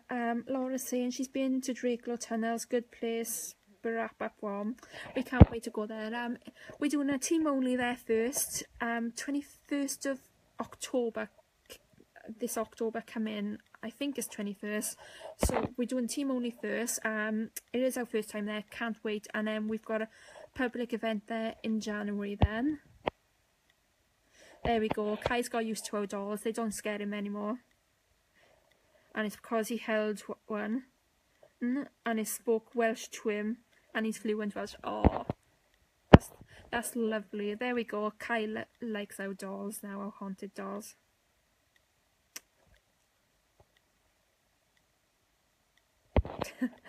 Join the club, Dorian. Well, you're in the right place. You go well with the rest of us because we're all completely bonkers. David's saying the poltergeist that's there at 30th Drive is an old monk from a nearby priory that isn't there now. They call him Fred.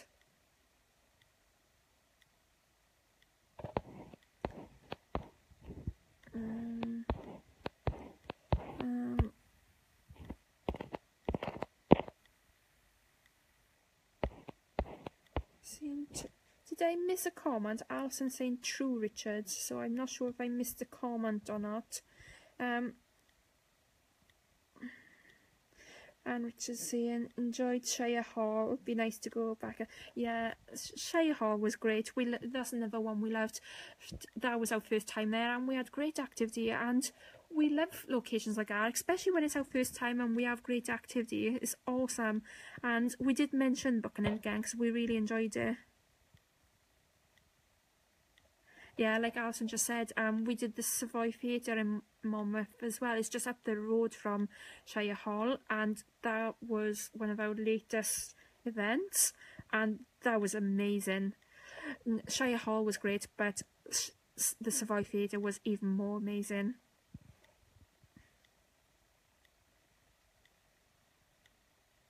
Kai saying he's heard when you're in the coal shed at 30th Drive, he believes something appears in front of you. Yeah, it went really well, Richard. I was doing I did explain this earlier, but obviously you weren't watching, so I'll explain again. I was doing a live feed there of some guests on the Ouija board, and we had glow-in-the-dark marbles on the stage. Now the stage area, although there is access to it, nobody's allowed near there, so nobody was anywhere near the stage at all, and these glow-in-the-dark marbles were thrown at us while I was doing a live feed. We didn't capture it on the live feed, but you could hear it being thrown on the live feed, and of course everyone would have noticed us all jumping and getting excited, etc. And then of course the REM pod went off and went completely crazy.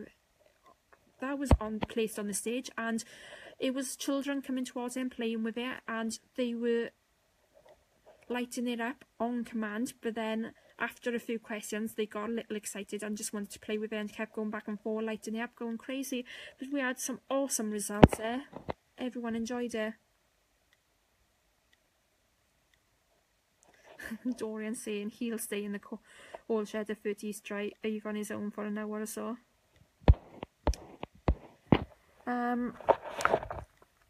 Okay, gonna throw a few more questions at Kai because he might have some different points of view to me.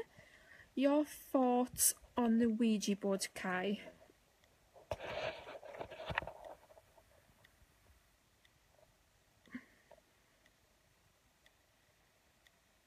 Yeah, we went up in the balcony, Richard, and we had the women in one of the little boxes. Then Baz was in another and Aaron was in another, and we kept having banging on our doors, hearing weird sounds, getting touched, and in the big balcony part, it was amazing because we were all sat in complete darkness, complete silence. There was no senses and just calling out, and we heard tapping. We were all being made to feel hot and cold in different areas of the balcony at different times, and it was making us have weird vibes. We felt the energies now. It was weird, and we asked if any of the spirits could step forward and push one of the chairs down, and we suddenly heard a creaking of one of the chairs going down. When we went to check, one of the chairs was down.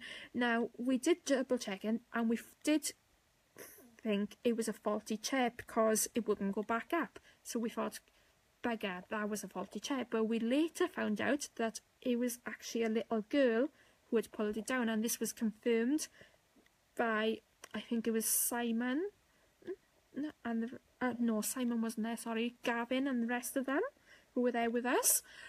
So, I can't remember how they were, because they went off on their free time, and they went back up to the main balcony area, and they were communicating with this little girl who confirmed that it was her who pulled the chair down. So that was awesome.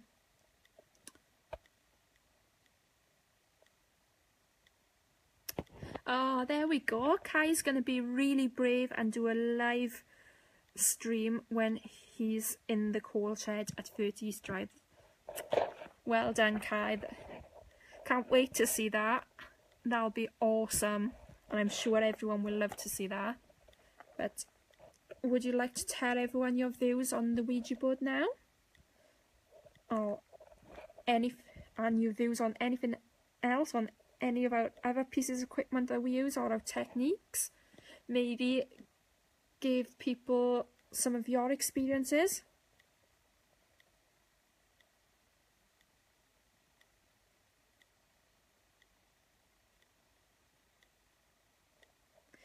Richard's saying, think maybe past manager or owner passing back and forth, people feel uneasy there, and one guy walking back and forth. Ooh, that's at the Savoy Theatre. Yeah, no doubt, Richard. Like I said, we had lots of activity there, great results. We definitely felt them. We saw movement. We actually saw figures in doorways. We saw them moving about. We felt things. We had different pieces of equipment working, and we were affected in different ways, and different pieces of equipment and methods confirming things for us as well. So it was awesome. There we go. Kai's giving his beliefs on the Ouija board. He finds the Ouija board pretty interesting. When he started joining the team, he wasn't sure about the Ouija board because he thought people would fake it, but over the months of using it, he's become a full believer of it. When he did it with his friend Dan at the Ancient Drum Inn, it also gives. It's not showing all your comment, Kai, so I can't see the rest of that. I did it to Dorian just now. I don't know why it's not showing the full comments for me. Can you copy the rest of the comment for me, or Emma, can you do it again like you did for Dorian for me, please? Because I can't see the full comment.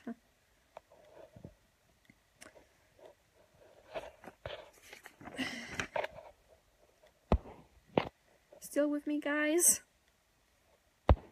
Promise I am taking notice. I've gotten down through your comment, and some of it's missing, so I can't read it. So you're going to have to copy the rest of it into another comment for me to be able to continue reading it. And also, when you're done with that, perhaps you can give people some of your experiences, maybe. Perhaps. Oops. Oh, there we go. Thanks, Kai thought people would fake the Ouija board, but over the months of using it, he's become a full believer of. Losing my train of thought. When he did it with his friend Dan at the Ancient Drum Inn, it also gives clear answers that people wouldn't know. For example, it gave his brother's nickname, which no one on the team knew, and then spelt. No, it's got down to then spelt, and that's all I can see.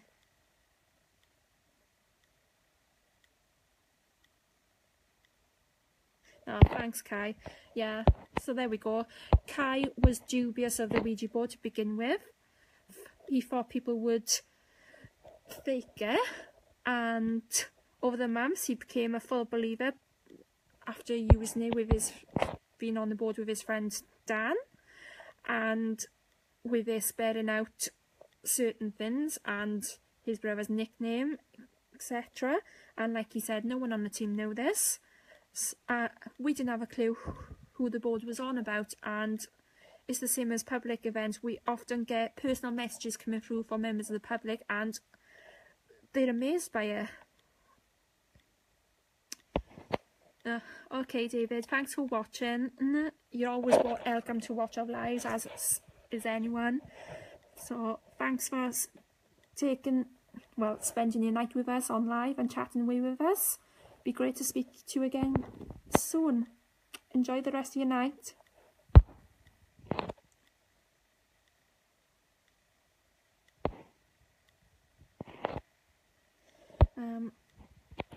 So yeah, and as I explained before to many of you, and that obviously confirms it, Kai's answer there about the Ouija board. Kai is the most sceptical one of the team, so obviously he does look for more. Obviously, any paranormal investigator tries to look for the logical explanations and tries to rule things out, but Kai, being more sceptical than the rest of us, looks for things that we wouldn't necessarily look for. He's got a different viewpoint and sees things differently to the rest of us, which is great. It's brilliant having a skeptic on the team. He's not full skeptic, obviously, because there are things he believes in, but he is more skeptical than the rest of us, and that's amazing because it gives a different opinion and it's a fresh set of eyes, and he picks up and sees things that we wouldn't see, and it's great having different aspects on the team. Like I said previously, we've all got different abilities, we all have different laws, and we do share some of the same opinions, but we also have different opinions, and that's great because then you can look at things in different ways and compare them, and for me that's amazing. Any experiences you'd like to share with anyone, Kai, or any other pieces of equipment you'd like to explain to people and your thoughts on them, maybe?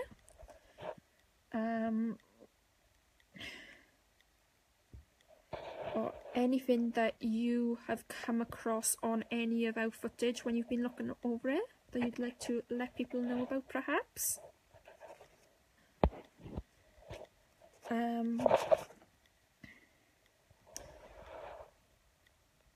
God, I've been going for a full 2 hours, guys. I can definitely talk, that's for sure. You still there, Kai?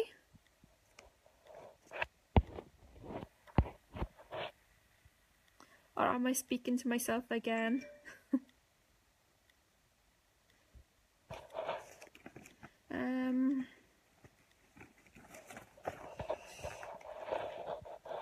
Are there any questions that anyone has for me or the rest of the team? Or any debates and discussions you'd like to have? Obviously not full debates and discussions, because we'll say that for when Aaron does his live debate and discussions, but we can have a little debate and discussion going if you'd like to. Maybe give some opinions on certain things.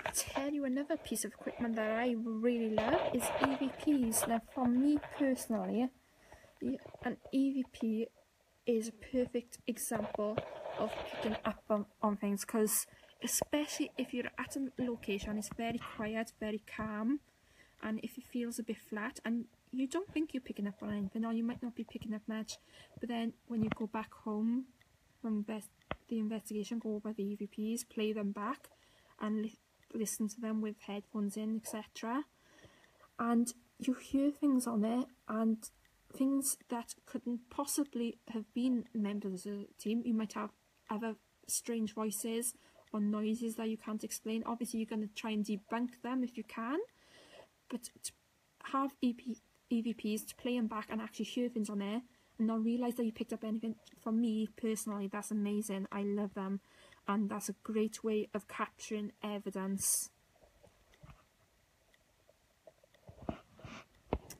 Night, Richard. Was great having you watching. Thanks again. So yeah, I love EVPs. Kai's saying there's interesting bit of footage when Alison did her lone vigil at Margam Castle, and a clear orb came down and landed on Alison's arm, and Alison jumped.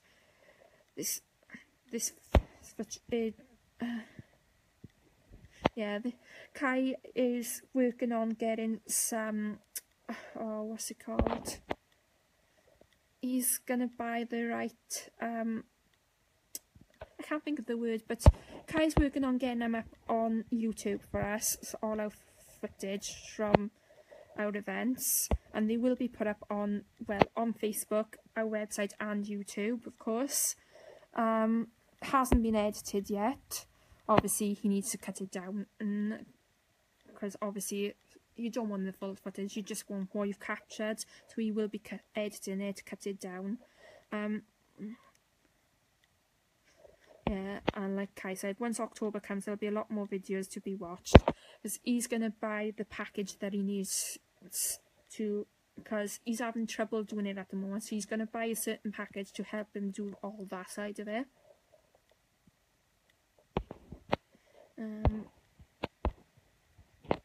So that'll be awesome. Obviously it'll be great for us, because we'll be able to look back at our footage and see things that we've missed and things that we picked up on that we didn't know we picked up on, and it'll be great for you guys to see what we've picked up on as well.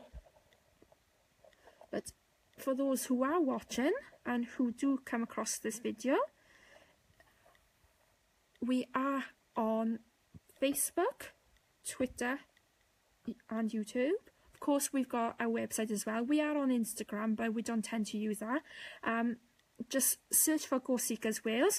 There is an old Ghost Seekers Wales website up on YouTube, but the reason for that was we struggled to get back into it, so we had to create a new one.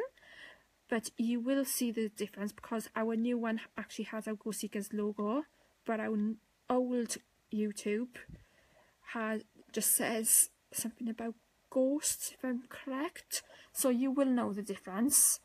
And of course we've got our videos etc up on our new YouTube channel. But yeah, once Kai sorts all that out, we'll have way more videos up on the page, the website and YouTube.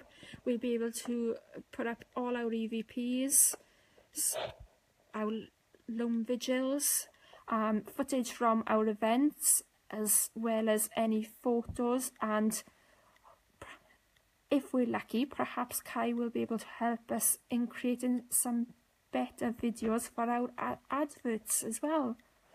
At the moment, I do all our adverts, but we're limited at the moment, and I do use an app for it. But of course, Kai's the tech guy and he's better at things like that, so hopefully he'll be able to help with that as well.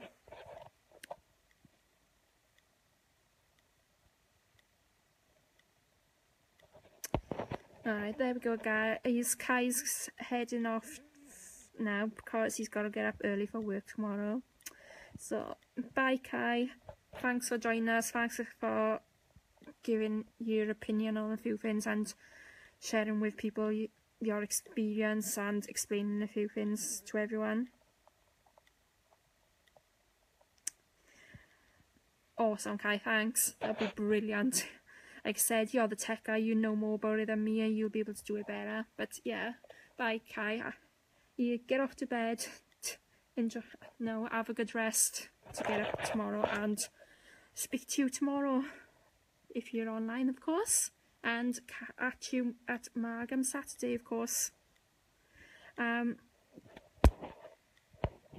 I think it's just me, Emma and Alison now, so I'm gonna say bye now as well, end the live and say night to you all and speak to you all tomorrow. Hope everyone enjoyed. Okay, guys, night. Thanks for watching and don't forget to share.